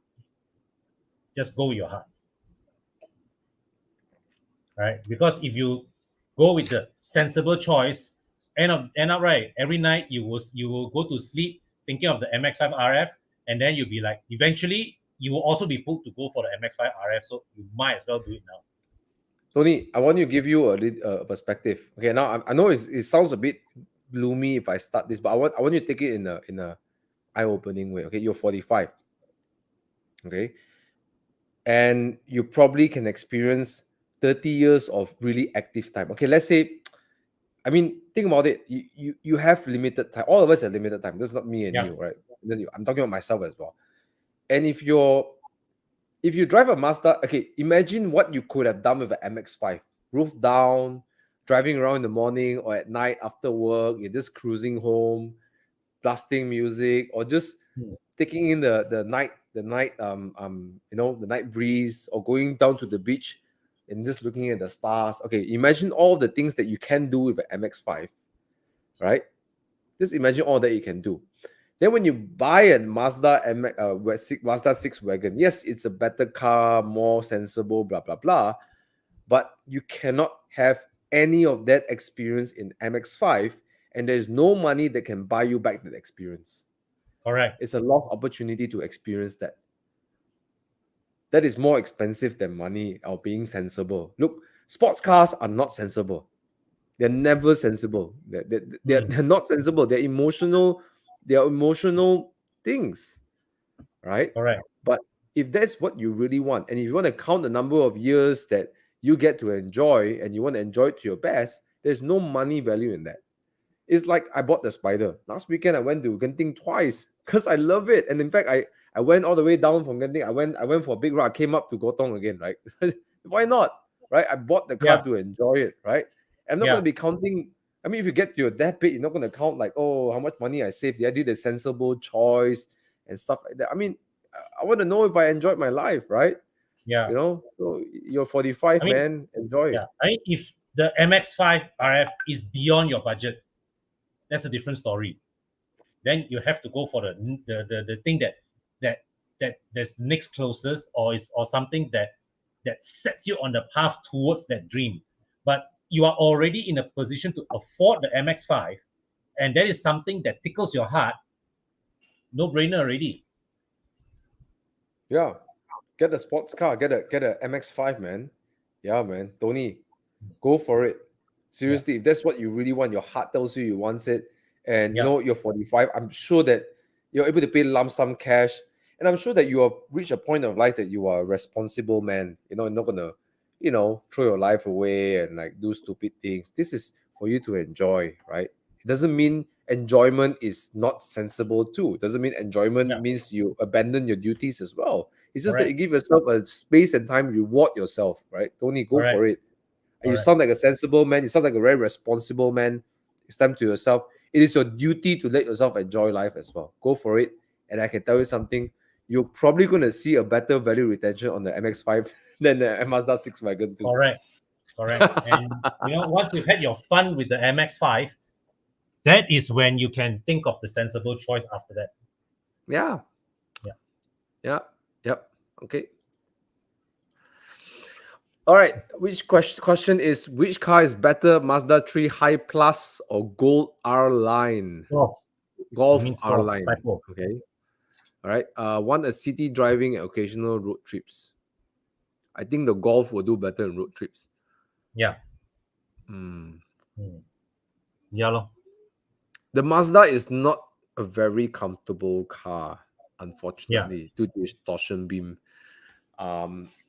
Yeah, so the Golf will probably boast better comfort in its chassis, and the Golf's chassis, what is the chassis? What's it called again? The chassis name, the platform. MQB. MQB is really nice. So yes, yeah. And now with the new Golf R line has a torque converter, then the DSG worries is less It's not even apparent, there or anymore. not even there anymore. So yeah, go for the Golf if you want the occasional road trips to be very comfortable compared to your Mazda. Your Mazda 3, people who sit behind there is going to complain. Okay, Yeah. people who sit behind there are going to complain, right? But the Golf R line, they'll be okay, right? Okay. And Thomas. the boot space in the Golf is way bigger than the Mazda 3 as well. Yes. I've got to say that. Yes. Yeah. Yes. Okay, new MX5 or save for 718S Recon for a few years' time will go automatic option for either, considering Malaysian air traffic using as weekend car. John, go for MX5, and when you have the funds, sell the MX5 and get the 718. My thoughts exactly too. MX5 is not a car that will lao sai in its value. Okay? Yes. It won't. Yes. Why not? And if you are considering both, why not enjoy both? You see, Yeah. right now you can afford. You know very well what you can afford the MX5 now. You can't afford your 718, so you buy the MX5 now. When you can afford the 718, you trade your MX5 in for the 718. End of story. Absolutely. End of And story. John, I know it's again a very grim way to look at life. Let's say if doctor tell you you're 1 year, okay, that's what you look in the future, say, oh, I got 1 more year to live. Are you gonna say I'm gonna wait for my 718? No, you enjoy it right now. Yeah. Right? And it sounds like you are also in the financial capacity to own one. So go for it. Go for it. You're not gonna lose a lot of money in between. Mazda MX5 retains value very, very well, especially the NDs, right? New MX5. I mean, the NCs and the NBs are holding value so high. I can't possibly see the NDs dropping so low, anyways. Right? Yeah. Cannot. So yeah, enjoy your MX5. Like Kon said, trade it in when you have the balance to get a 718. And you know what? You probably might even work harder because it's like, man, I'm loving this life so much. I can't wait for the next convertible to Yeah. appear in my. Or you Maybe work by harder, work then, smarter. right, you'll be like thinking, oh, I don't want 718 already. I want 911. Oh, yo. Yeah. Yeah. Yeah. Yep. Okay. MX5, I gotta say something though. MX5 will be one of those cars, right? 10 years later on, people will look back and say, well, I really want that car. It has that look that people want, right? Yeah. It has that look that they have that look that is so desirable. People want it, you know. I think 10 years down the road, people will look at the ND and say, man, that's a good looking car, right? Yeah. Okay. Thomas becoming an M salesman. Today's both hosts are BMW owners. uh, nice Mercedes getting shot down. Don't get me wrong. Uh, I mean there are some Mercs that I like to root on now. You know, I like to see Mercedes, you know, come out with. I mean, AMG's GTS are also they are also quite baller lah, right? You know, Actually, I don't mind. I don't mind an E-Class coupe as a workhorse. You know, as a hey, E-Class could be very comfortable. Yeah. yes, yes, Just yes. that people like me, right? We cannot accept a car that cannot be thrown around the corners. That's me, Oh yeah, Thomas. yeah. Okay, No, I I speak mean about I will Thomas. still have my BMs for my weekend, but I do see an E coupe as something that is it's a nice, car to get around and be seen in. It's a car with, Yes, yeah, that looks yes. expensive. Hey, it feels expensive, man. The Oh yeah, interior, man. my God. Whew. Yeah. I'm an avid BMW fan since forever, but I'm seriously considering to go for the new Ranger Raptor 3.0 V6 583 Newton meters of torque. What's your thoughts? Well, go for it, man. This is like think of the Ranger Raptor as the M3 of pickup trucks. Wider body. I mean, it's different body, It can't drive like different an M3. suspension, different. I mean, I'm analogy lah versus Okay. Different Raptor versus suspension, regular Ranger. Right? different Suspension, engine. yeah. Not interchangeable parts. You cannot just take Raptor parts and you jump up into a Ranger. Interior parts probably can, but the mechanical bits that make the car move, you can't interchange them. Yeah. But So then it would not drive like a sports car, right? it won't. It won't. Yeah. But it drives like a sports car relative to the regular Ranger. It feels like a gangster lah. You go on the highway, Mm. right? Mm. Black But color. yeah, You yeah, play on the highway. yeah. Oh, Get out of my way. Yeah. This is a truck you buy, right, to show that I can afford a ~250,000 pickup truck. And I fetch nothing behind. Thomas, do you know that I heard there were people who put booking were ready to pay 300 grand for this car. Wow. It is a handsome looking car lah. And I Yeah. sat in one the new one of my friends got it, and then he picked me Yeah. up in this car. We drove around a little bit, like, yeah, it's a great car.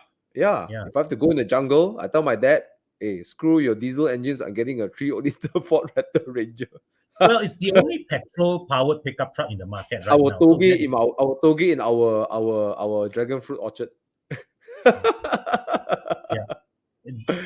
yeah. Yeah. I think it's unique lah, bro. Pretty Unique. pal. Yeah. Yeah, unique. It is a lot of great value for money. I'm not gonna deny it. V6 3.0, and it's a handsome looking car. You know, yeah. And Yeah, and and you you know know it what? has Pickup that. trucks has stopped becoming a utility vehicle. It's become a lifestyle to sometimes Oh own a yes, pickup truck. yes. Because honestly, if you're buying a pickup to go to for a workhorse, you are still better off with a D-Max or a Hilux. But Mm. if you want a pickup truck with to enjoy a bit more modern comforts, refinement, and tech, the Ranger is the one you look at. I mean, this thing has big a touch screen lah, digital cluster, and you know what's the nice thing? It has that little a panel of switches at the top, at the roof, that you trigger it like like an airplane cockpit, the rocker switch, tuck tuck tuck tuck tuck tuck. you use those switches, right, is to connect accessories. So let's say you can pass on spotlight or whatever.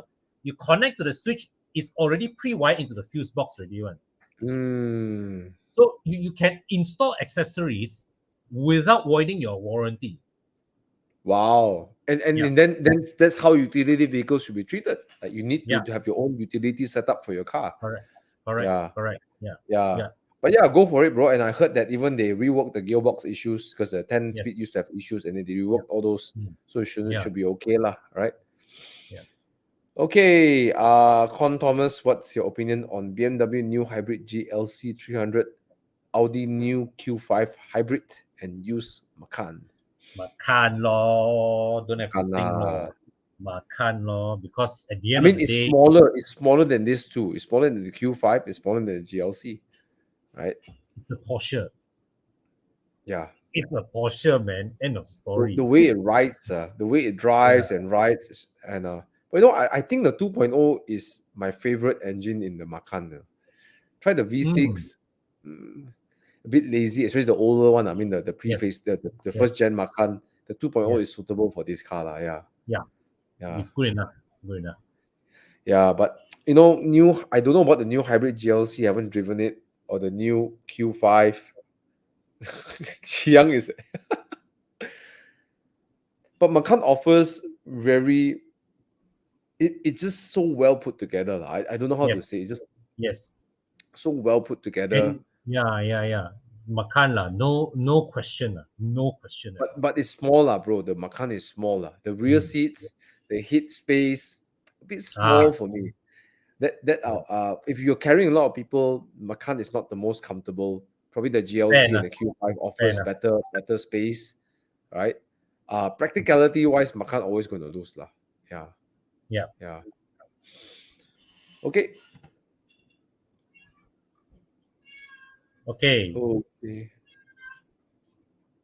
He wants to buy an A class, second-hand CBU A class or the new CKD A class. No difference if you ask me. But go for the A250 lah if you can afford it. And if you don't really mind the batch, go for Golf GTI. Oh, but CKD is the sedan. This one is the sedan already. Oh, sedan. Oh, okay, sedan. okay. Yeah, I don't think it's much of a difference. And then yeah. Brandon Lee is asking, hello guys, should I sell my Jazz GK5 because the market price is quite good now, or wait until the loan finish after 3-4 years? Right. Not sure about the Jazz can hold value in the future or not. The question is, Brandon, what would you buy after that? Yes. What are you looking at? I mean, the Jazz will hold value one. It's a Jazz. And someone now in Malaysia, they're no longer selling it, right? The value will hold. And I always tell people, if you can ask this question, means that in your mind you're ready to sell the car already. So what car do you want to get? Exactly. Yeah. All right. Marvin's asking, hi guys, thinking of getting a convertible. Current choice is MX-5. However, I'm concerned that the car will be underpowered as I'm used to turbo cars around 300 horsepower for weekend drives. He has a point. Here's my advice, Marvin. If that's the case, right, make sure you keep one of your 300 horsepower cars around. Then you're okay because you still have your 300 horsepower cars for whatever to handle your. No, Kon, I disagree. If you have tasted 300 horsepower, let's say NA, forget about the world charger. Yeah. As much as I loved, someone asked me this question before. Thomas, how do you buy MX-5? Amazing. I love the car. I love the MX-5. So driver's car, the roll is beautiful. I love the way MX-5 drives. Then they asked me, Thomas, would you own one? I'm like, no lah, cannot own it. Actually, Thomas, it comes back to what we said earlier, right? The MX-5 is a great handling car, but it has a distinctly ordinary engine. Yes. I think for someone like Marvin, who's used to turbo cars around 300, Yes. A Z4. I would The say Z. more if your budget can afford, go for 718. Yeah, Mm, mm, yeah. yeah, What other convertible cars? I get what Marvin is saying, because as much as I really enjoy uh uh uh, Mazda MX-5, the challenge really comes is that, well, I would like to drive it a little bit faster. You know, yeah. I know what you mean. I totally get what you mean. the chassis is great. Like throwing into corner, coming out of the corner, it's like wow, amazing, beautiful, wow, wow, wow. And in the moment, you have a lot of fun. But then you're like left sometimes. Sometimes I'm left like, I could just feel. It's not that I want the MX-5 to have more power. That's not the point. I think the MX-5 is perfect for its power. Okay, Mm, don't get me wrong. It's just that on a personal level, I wish I enjoy a little bit more power. Right. yes, I agree with what I get what you mean. I get what you mean. Yeah. Mm. But the chassis is So, really enjoyable. Like it's such a well done chassis. mm, I mean, put it next to a Z4 SLK. I'll pick this anytime. mm. Yeah, yeah. But actually, if let's say like power is a concern, right? He can consider a Z4 lah. Mm. Mm, Z4 lor, or 718 lor. 2.0 mm, also, okay, 300 horsepower also, turbocharged. yeah. Oh, In Alfa the Romeo. Chiang. Alfa Romeo. Yeah. Okay, from many people's feedback of driving the car, um, uh, the car could be tuned better. The engine is actually not bad, but the carbon fiber and the chassis just could be better tuned. And it seems like they don't have run out of time or money to tune the car, put it together. You know, but Mm, yeah, this will be very special, bro. Like it's not 300 horsepower, but it will feel fast because that car is light, yeah. right? Yeah, yeah. Okay. Okay, 718 lah. Or if you have cash buy, you can afford 500,000. Maybe get a 360 Spider. You know, Oh. right? Yeah, just throwing some things Yeah. around. Or M4 convertible. Yeah. Oh, the damping of MX-5 is really good. Yeah. Oh yes. So this is something that is unique to the MX-5. It is the chassis is very very well balanced. You can enjoy the MX-5 as a weekend car and as a daily car. Mm. And yeah, I don't think any other convertible at this price point has the same kind of talented chassis that the MX-5 has. And I like what MX-5 is the way they tune the suspension, right? Is that when you go through bumps, right, it doesn't do the bump steer, it doesn't jump across. Yeah, Yeah, yeah. it rides really well around the corners, doesn't jump around. Yeah. This Hmm. is a different Chi Yang is showing some extreme stuff. All right. Yeah, MX-5 is very decent Yeah, on bad roads. Just don't expect airmatic kind of comfort lah. All right. yeah. Then you'll be fine. Okay, But but it MX-5 does. shows us how to make the best out of a mechanical suspension. Yep. Hmm. 981 or 718. I heard the 791 will be rare in the future being an NA. Would you suggest as a better I drive for think value? I think Thomas and I are both in the 981 camp lah for this argument. Okay. Leon Chu. 981 718, let's get it straight. 718 is a superior car in its handling and its steering. Even for pure speed, the 718 is just a better car. Yeah. Objectively, you cannot argue one way or two or the other. The steering rack of the 718 is a big. That 981 is nice, but 718 steering rack is so good and fast. It's just so intuitive to drive the 718. Okay, but 981, as you said, like say, there's an NA in there, a naturally aspirated. Yeah. Not everybody likes it. Yeah. You have to really squeeze the car for power. But let me tell you something. I was driving my Spider last Saturday. I was testing out my new KW suspensions. There was a 981 Boxster 2.7 keeping up with me. I'm driving like 70% on my Spider. Keep in mind, my Spider is 375 horsepower, and then the Boxster 2.7 is around 270 horsepower, 100 horsepower down, and he's keeping up with me. He's driving really hard. Okay, you can see he's driving really hard, but he's keeping up with me. Okay, but that guy knows how to use the car. It must be Yes. somebody who knows how to use the car. You have to throttle the car, squeeze every rev out of the car. Yes. Right? Be in the right rev range around the corner. You have to set your car up for the corners. Right? Yeah. Actually, I Better think drive. yeah. Better drive. 718 drives better. For Hmm. fun, for pure enjoyment, for just enjoying. The reason I love my Spider is that there's so much enjoyment in the car. Is it the fastest upgunting? I think my M2 competition goes faster upgunting, right? I think the 718 GTS or S will go faster upgunting than my Boxer Spider. No question about it. But fun, I like, as a personal preference, I like the sound of NA. Can't run away from that. Yeah. I mean, I think Thomas sums up my opinion also. The 718 is a car that you will be able to use more of its performance on a daily basis. The 981 is a car you have to tekan hard to really enjoy it. You know what I mean? Yeah. But I really like the 718 chassis. I cannot deny how easy is it to drive the car on its limit, easier than the 981. 981 is a bit less, it's more vague, but the 718 is way sharper.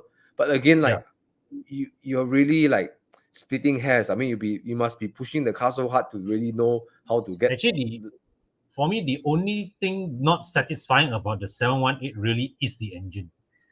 To me, it's the engine. Yeah. The 718 is such a sharp car. Handling, steering, everything, braking is so sharp. Yeah. The only thing that's blunt in the car is the engine. Yeah. So it kind of kills the experience for me. But if you just drive it fast, I mean, it's still an enjoyable car. It's still an enjoyable car. Should the 981 didn't exist, the 718 is a very good car.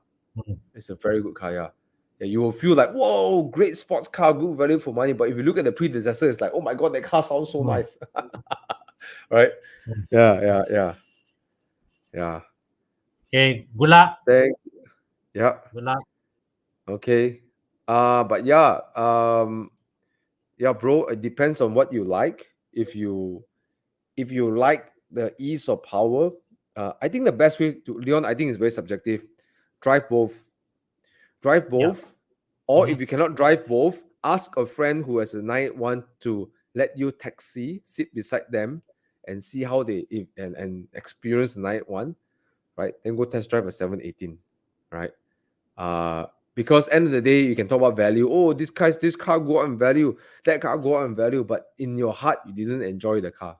Because I know people who tested the 2.7 or 3.1, they said, Thomas, the car no power one. Like solid 888 say, hey, 981 no power one. All right. I know people like this. Then that car is not for you. Correct. And then, so even you counting your value going up after many years, your heart not happy. Then what the heck you own the car for? What's the point? Yeah. I mean, Chu Yang is a good example. He tested the 718 and 981, and he concluded the 718 suits him better. Yep. And he concluded he likes the 718, but someone like Thomas don't like 718, Yeah. Okay. Hey, shall we take the last question before we go, dude, where's my car? Yep. Okay. Let's look at this question over here before some things here, some comments here. I bought my Arteon because of Thomas's advice. Best decision ever. Congratulations. It's such a good value for money, like that car. Such a good value for money. Amazing. Incredible. Yeah, let's do one last question now before we go on. All right. Okay. Jason Lim asking, local year 2020 718 Spider, since we're the topic of Porsche, right? Or 2020 Recon 992 C2S wow, manual. But this is a Spider. Whoa. Usually I will be 911, but this is a Spider. Hey guys, on the chat, let us know which one would you pick. You know my answer, one. This is like a pre dude, where's my car? Yeah. I would definitely go for 718 Spider for a few reasons, right? Number one, the Mm, shape. I mean, you look at the 911, wow, it looks nice. But you look at the Spider's shape, it's like, mm. mamma mia. It looks nice, I know yes. what you mean. Naturally aspirated, 4.0. And let's not forget, it's a GT car. The 718 Spider is a full-on GT car. I mean, the engine is ball and stroke up to a 4.0, but still by GT team, GT suspension setup, aerodynamics, right? Steering Yeah, rack tuning, all those are done by the GT team. The 999, the problem about modern 911s, especially 991 and onwards, I don't know if you share the same opinion, Con. 991 mm, onwards, 911s have became very, very, very, what's the word for it? Very tame, very easy to drive, very yeah. unintimidating, very comfortable. And Mm, I think it takes the edge off what it means to have a sports car in the yeah, later 911s. It became more of a GT than a sports car already. correct. And actually, right, I think as much as I would prefer a manual actually probably no longer suits a modern 911 anymore. Yeah, the A, turbocharged, a, right? a 718 Spider is the more suitable car to enjoy with a manual transmission. Yeah. Mm. I think So yeah, lor, 911s become like Chin Sui is saying or Theophilus is saying is too clinical, it's too yeah, easy to yeah, drive. he nailed it. It's fast. It's a Theophilus great daily nailed it. supercar, great daily sports car. Don't get me wrong, it's a great daily sports car. Oh yes, And the yes. temptation of 911 is always that, well, I'm paying the same money anyway. Should I get the bigger brother? Right? That's always the temptation of 911, right? Mm. But I the yeah, sorry, go ahead. I would always I always say what my first sports car will be a 911, but in this example, right, I think the Spider is a more attractive choice. Yeah. If you really want a car that you can really push for its performance and get involved with the car a little bit more, the 718 Spider is definitely the car that gives you all of that. You'll learn and learn and learn and push and push and push. The Spider really gives you that. But if you want a car that you can just effortlessly drive fast, get the 911. Yeah, Yeah. lor. 992 is so easy to drive fast. Yeah. Yeah. Okay. Phew. Okay, Wow, 2 hours of answering yeah, man. questions. Oh, Time for three me to rounds wake up. today, Chiang. Come, I let's need a throw it drink. at us. Okay, lah. While Thomas gets a drink, I go and plug one or two more questions, lah.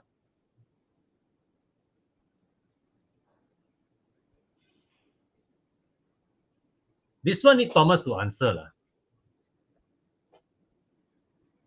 Spend more or Civic or save a bit with City. I tried the previous gen Civic and City love the Civic's turbo, but I really go fast. I prefer the ride height and maneuverability of City. Then, if the City suits your needs and and your taste better, then you go with the City lah. Okay, so we would start. Dude, where's my car? But now Chiang went for a drink. Civic or save a bit with the city. Yeah, I would I think say I think because Civic is upmarket lah. yeah, but in his based on the way he framed it, the City suits him better. Yeah. Yeah, city easy to get around town lah, smaller lah. Yeah. Hey Thomas, this one for you, man.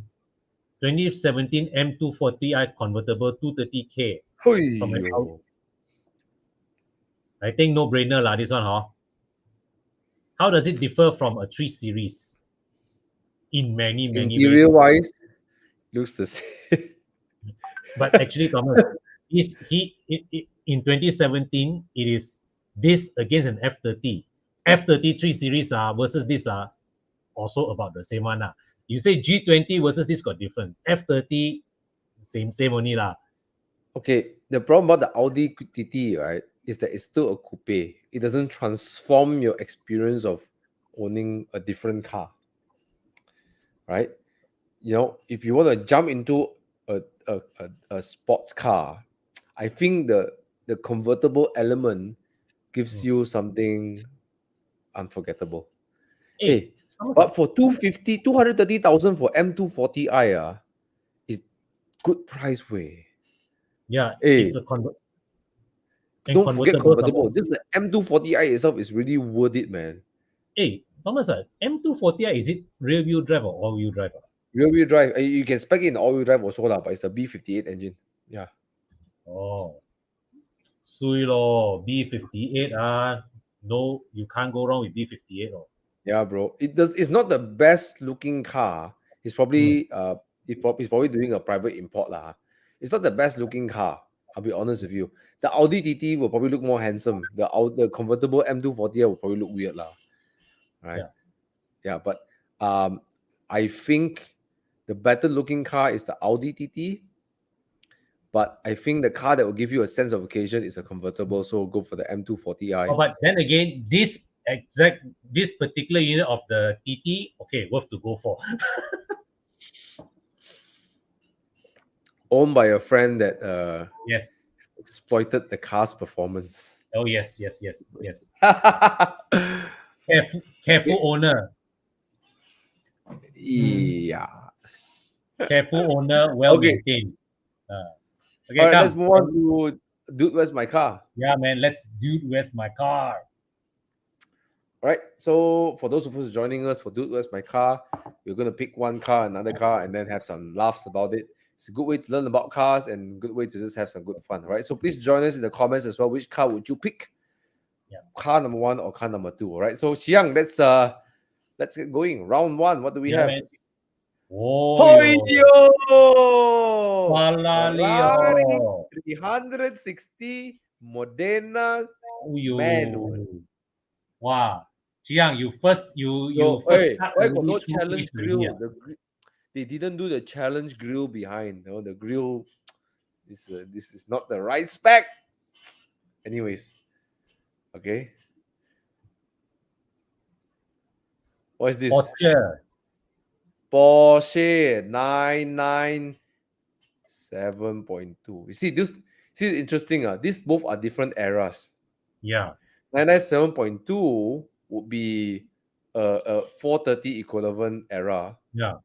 Okay. But they're both priced more or less around the same, I guess. Again, I think 97.2 will be 300 plus thousand to 400,000. Yeah. The 360 will be 300 to 360, 350, 400 as well. Yeah. So which one would you pick? I always say my first sports car will be a 911, so I go 911. And 997 it's a proper rear. Now it's still sports car feeling, rear engine. Yeah. And 997, right, as a driving as a driver's car concern, is probably the 911 that I would enjoy most. It's not just that yeah. It can be intimidating as well because the rear engine is kind of scary too. Yes. Yeah. This is the last 911 that still potentially is a widow maker lah. The 997 is it's kind of scary to drive fast and the limit also lah. The rear feels like you can feel when you brake hard also you can feel the rear like coming out and here and there. It's, hello, I'm a rear engine car, you know. Yeah. All right. So for you, it's the 997.2. Let's see in the chat. All right. 360 Ferrari, Modena because you want something crazy. Modena 99. Well, that's 997 Jackson. Yeah, 991. 360 law sound nice. 911. 360. There's one from Corsa Imports for 800k manual. For me, as much as I love Porsches, right, my recent fascination has been Ferrari. This is challenge. Look at the challenge grill. So nice with the grill behind it. You know what? The 360 has a beautiful look.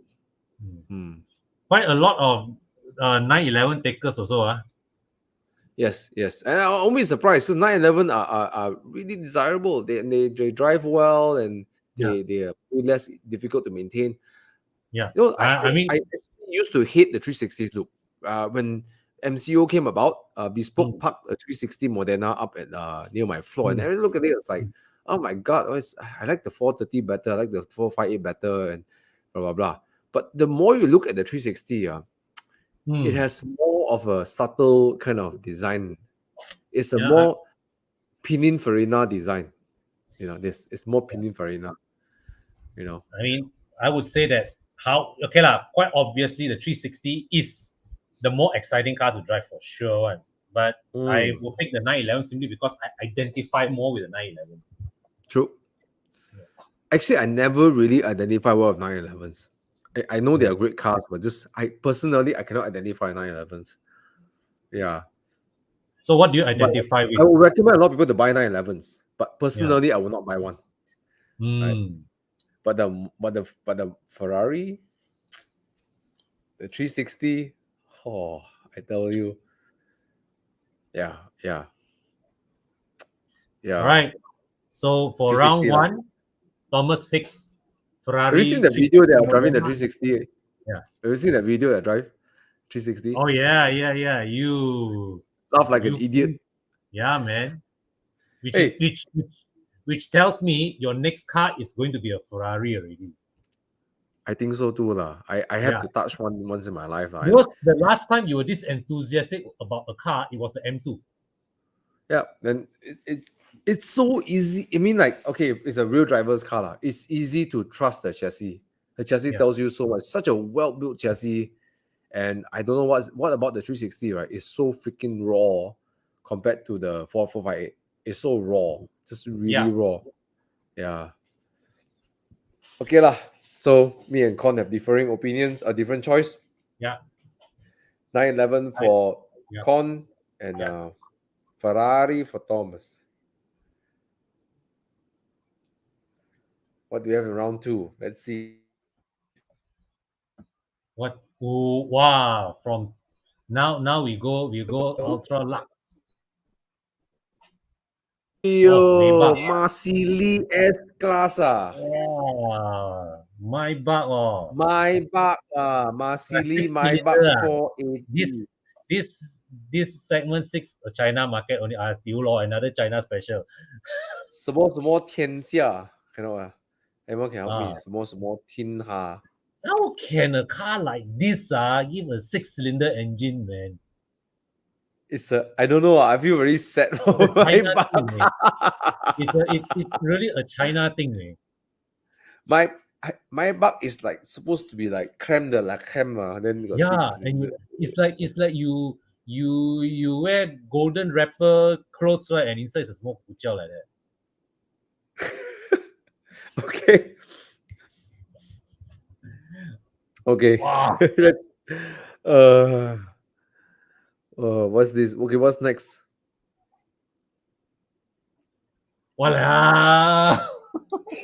哎呦，又一個中國車嚟，哎呦 Wow. ，Bentley 啊，做咩你咁樣啊？哎呦 You see, even my daughter is laughing, eh? 假辣喂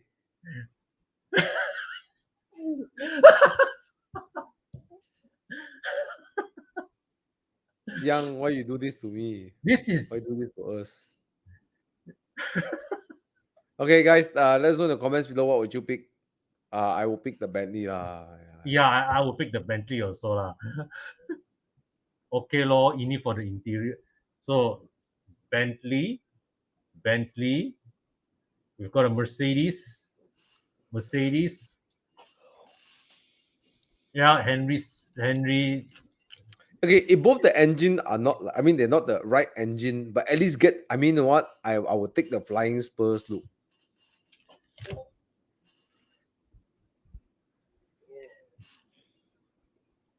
Oh yeah, but actually, regardless, also I would have still chosen the Flying Spur lah. Yeah, that's true. That's true. Even though the Flying Spur would lose 90% of its value down the years, right? It's still a Flying Spur. I mean, come on. Yeah.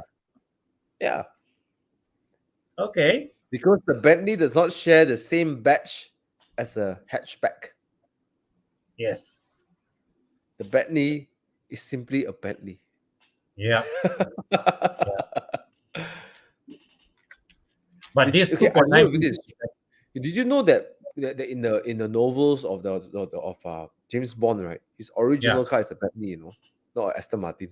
I knew it was not an Aston Martin, but I didn't know it was a Bentley. I thought it was Bentley, yeah, a Bentley. Yeah. Bentley, British Hmm. Bentley.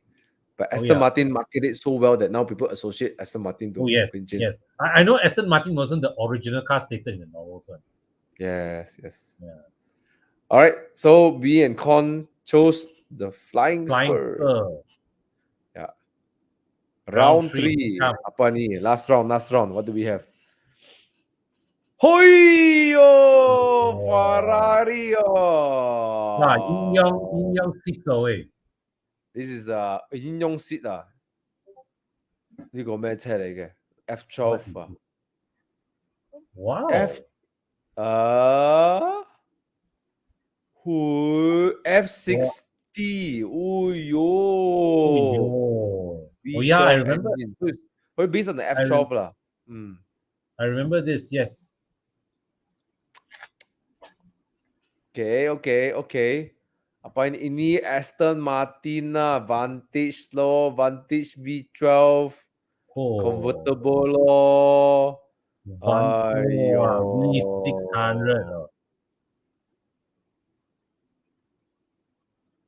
Oh, yo.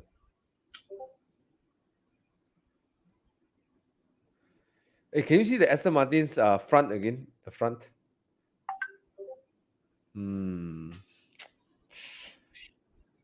I don't quite like how the front looks. It has lost that gentleman look already. Yeah.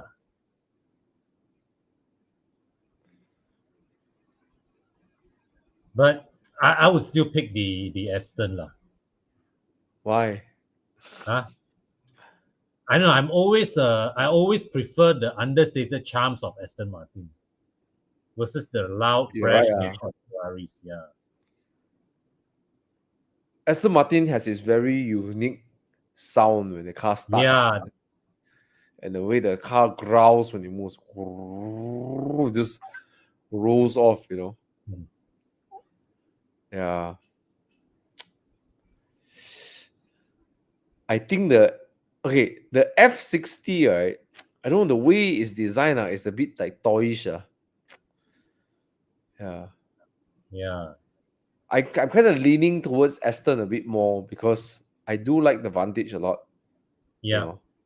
Having driven one, I actually do like the Vantage. It's not a super sports car. It can be sporty, but Yeah. How about look at this, man? Look at the front. Oh, yo, Jiang. Wow, look at that. It looks good, lah. It looks good. Yeah. Actually, I like that rear 3/4 angle of the F60. Oh, yo. Oh, yo, anzua. Both also nice, eh. Okay, the Aston Now, has not such a dramatic interior, but for good reasons, right? Okay. Damn. Both are V12. One from Britain and one from Italy. yeah, man. Ayo, tough this one. Wow. I'm a sucker for convertibles. Both also convertible. Ah. The question now is, do you want your your two seats is same color or different color? One is Yin Yong, one is Ah. Kopi O, one is Yin Yong.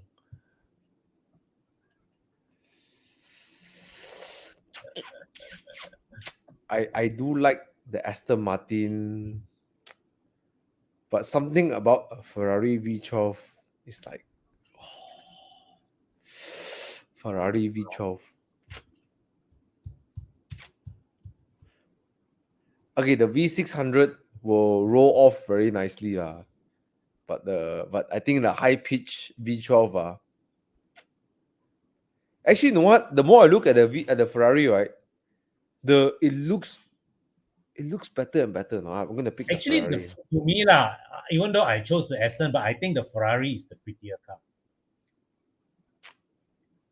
F12 never had a convertible, right? The Yeah. F60. I didn't know the Mm. F60 existed. Yeah, it's like the 881, the 812 super fast.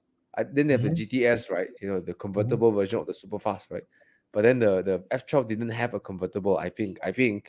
So I actually like the F12s look more than the super fast, you know. Mm. Yeah, super fast always felt too big and bulky for me. The F12 actually looks kind of nice and neat lah. So yeah, Yeah. you know what? Ferrari lah. Since I'm on the Ferrari, Ferrari yeah. train, why not? Ferrari, man. Oh, Ferrari Italiano. the Ferrari. You today you eat the spaghetti, yeah. I eat the spaghetti, the The lasagna. spaghetti, yeah. And I decided to go I British. drink the wine, Okay. the vino, the vino. Okay. But So the F60 reminds me of the 575 Super America. Yeah. I mean, V12 Ferrari lah. Sings, it sings, right? Yeah. yeah. Okay, lah. This one is Okay. true. Yeah. Okay. Okay. So me and Con got a different choice on the last one. All right. Yes. Con, I had fun. Did you have fun playing Do Where's Oh My Car? yes. I always enjoy Dude Where's My Car, and Chiang is now getting the real hang of it. Yeah. Not the Guys, Potong so Slim if people, not the Excite yeah. people. So Yeah, yeah. man. Yeah, man. So, guys, just to say one thing, we at Horizon, we love Chiang because he really works hard behind the scenes. He's the guy who now runs our live show every week, and also every Saturday our morning drives. He's there capturing the beautiful shots of all our cars. So, guys, give us some love, give us some likes, click love and like for Chiang's sake. Okay, click on the Yeah. love button, click on the like button, just to show Chiang some love. Yeah, I tell you what, if you want your car, I put that aside first, Jiang. If you Ah, want to, I tell you what, invest in coming on weekend drives. I'm gonna convince you why, right? Good finance, good reason. If ah, one day you're gonna sell your car and you want the pictures in Muda to look good, okay? Okay, your second car dealer are less likely to take good pictures of your car. If you come to weekend drives, Xiang will take a very nice picture of the car. You can save it, and when you're about to sell your car, you can use those pictures as your cover picture when you list it online. And yes, immediately, let's say you're selling MX5, 170,000, your competitor 170,000. You put a nice picture, people will click yours exactly. first. Actually, Okay. yeah, because the other MX5 is probably going to be taken in some stockyard, stones on the floor. Yours background Chinsui Temple. Not only that, it's nicely taken by a Yes, person who actually loves cars. So he knows how to capture what looks good on a car. correct. Okay. Right. And he does a great job capturing cars. And the I've got the good fortune of him taking some very nice pictures of my cars. In Oh fact, yes, what I want to do for you guys right now is I want to show you how talented is this guy who's behind behind the screen. Okay, let me see. I mean, come on, guys, look at that. Look at that. four, Look at that. four. Professional, nicely done. Look at that. Come on, come on, Yeah, man. come on. Look at that. Look at that. Put this on Muda, right? Even got a picture of me recording as well, right? All right. So come on weekend, you'll take pictures of your car. All Yeah, right. Okay. So Chiang, thank you so much. You're a magic man. Seriously, I yeah. love your We love you, pictures. Chiang. Every time after weekend drive, I always look forward to the posting Horizon or all the pictures that come Yeah, out on Horizon. I just enjoy the pictures he's taken. All right. And it's all listed on Horizon. Right. Uh no, the fellas, if there is a picture of Multipla, I will find a way to detonate and destroy that car. Right. Okay. Right. But if you put it there, people will look at your car first. Confirm. Right. Look at your car first. Okay. Now Xiang is saying, Thomas, you better speed up because I want to sleep as well. Okay, so we Yeah. have to make an announcement.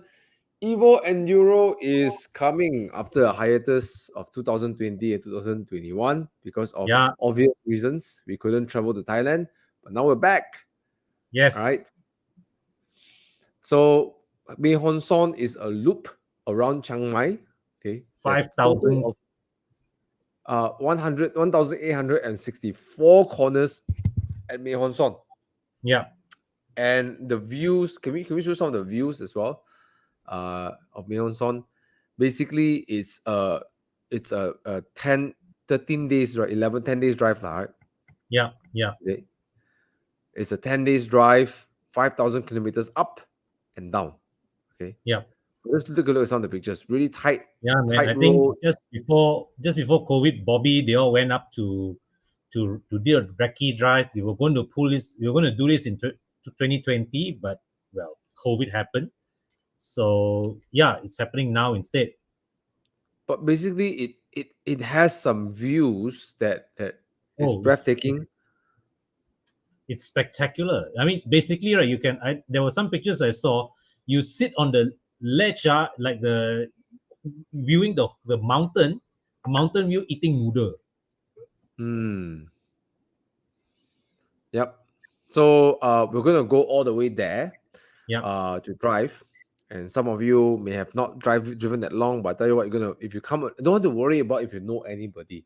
All right. I went to Evo Enduro 2019 alone. I have no friends there. Yeah. And look, today I'm part of Team Horizon, right? And Yeah. many car friends, right? Yeah. So it doesn't matter how many friends you have. It doesn't matter. Come and join us. Yes. Yes. How to? Sorry, Con. No, I was just reaffirming what you say. Yes. Ah, Yes. Yeah. okay. RSVP by first signing up at club.evomalaysia.com, and then you can click on and you register and register for the Enduro 2020. Yeah. But we are not going to like take money from you for joining this event, right? But that's not our goal. Our Mm-hmm. goal is that we want to organize this. So the only confirmation you need to do is, I believe, a very small fee of commitment, like 50 or 150 or 200 ringgit, a very small fee, which will all be, it's not the main point. The main point is you want to know who's serious. And then you have to Yeah. make your booking on the hotels and show that, look, I booked my hotels. I'm serious about coming. You're not doing this as like, oh, we're organizing a trip that you have to pay money for us to do it. No, no, no, no, no, no. Mm. Okay. So yeah. It's going to be a trip that you're going to remember for a lifetime. Yeah. Okay. Not all cars qualify because someone said, hey, Ativa can come. No, cannot. We cannot stop you from following also, right? But you are, we don't we Evo Enduro. We have a list of cars that you know there are disqualification criteria for your cars, right? Yep. So there's Yep. a wide range of cars, right? The only condition we'll give for 4 doors or stuff is Singaporean registered cars, because Yeah. Singaporeans owning cars are very expensive, so all Yeah. accepted, no problem. Yeah. Right? But we want people to buy cars that are special, right? Yes. To Yes. celebrate these cars. So Yes. some people say, wow, is it very lancy? We all want all expensive No. cars. No. Special cars. Toyota Caldina can come, no problem.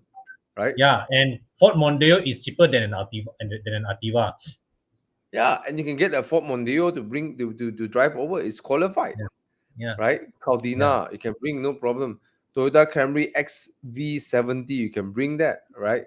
Yeah. Mark X, right? So we are not say that you must drive expensive, because we want to drive some cars that are special cars, Yes. right? Okay. All right. That's it. We are done with Yeah. the show. Come for Evo Enduro. I hope to see you there. I'm prepping my Spider. I'm already done my suspension. I've done my Oh. brakes. I changed new tires. Next is I'm going to change Wow. my spark plugs.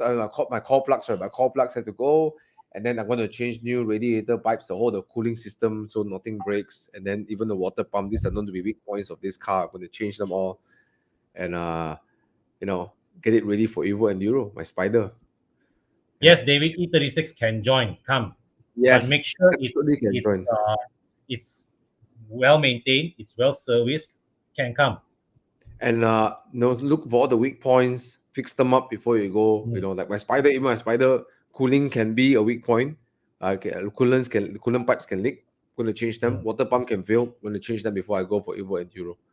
Yeah. Okay. All right, guys. Thank you so much for watching. Kon, thank you so much. It was fun. Thank you, Thomas. Yeah. Great fun. We nailed a lot of questions, man. A lot of questions. Yeah, man. I guess we'll see you guys this weekend for our morning drive, and again next Monday back here again. Yeah, come and join us for morning drives as well. Evo Club Tri Station, just waste. We'll see you there at 6:30 in the morning. We depart at 7. Yeah. And if you need to clean up if you need any car cleaning services, always come to Evo Club Car Wash. We're based in Sungai Besi. You can drop us a line. Or you can find us on Facebook, Instagram. There's our contact details are all there. I'll do you a better, Kon. If your car hasn't been deep cleaned since you bought it, meaning to say carpet extracted, properly, like clean all the nooks and crannies of your interior, I promise you, the Enduro package, you must do it. And you will feel, you will not know how dirty your car is until you get your car clean. Yes. This week we took in my friend he sent his Honda City in. He do the higher grade prestige package. That's the one where we lift up the car and we clean the undercarriage. So we found that the rear end of the car got into an accident once upon a time. The welding was so badly done, there was a hole in the welding that was letting water into the boot. Oh my God, that's so bad. Yeah. Jeez. Yeah. More than a car wash, right? Yeah. So we specialize in engine wash. We can take out your seats. We can remove your wheels, wash the inside of your wheels. A lot of things. But I won't spam this live show. You can just drop us a line at Evo Club Car Wash Facebook or Instagram. Right? I'm just understand, people. You haven't get your car clean since you bought your car. You must do an Enduro package. And if you guys have busy schedules, I can even send driver to pick your car up and send it back to you. Yeah. All right. Okay. Do it, Evo Club Car Wash. All right, guys. That's it for us tonight. I'm gonna go and KO and sleep. Yeah, my princess here also going to KO already.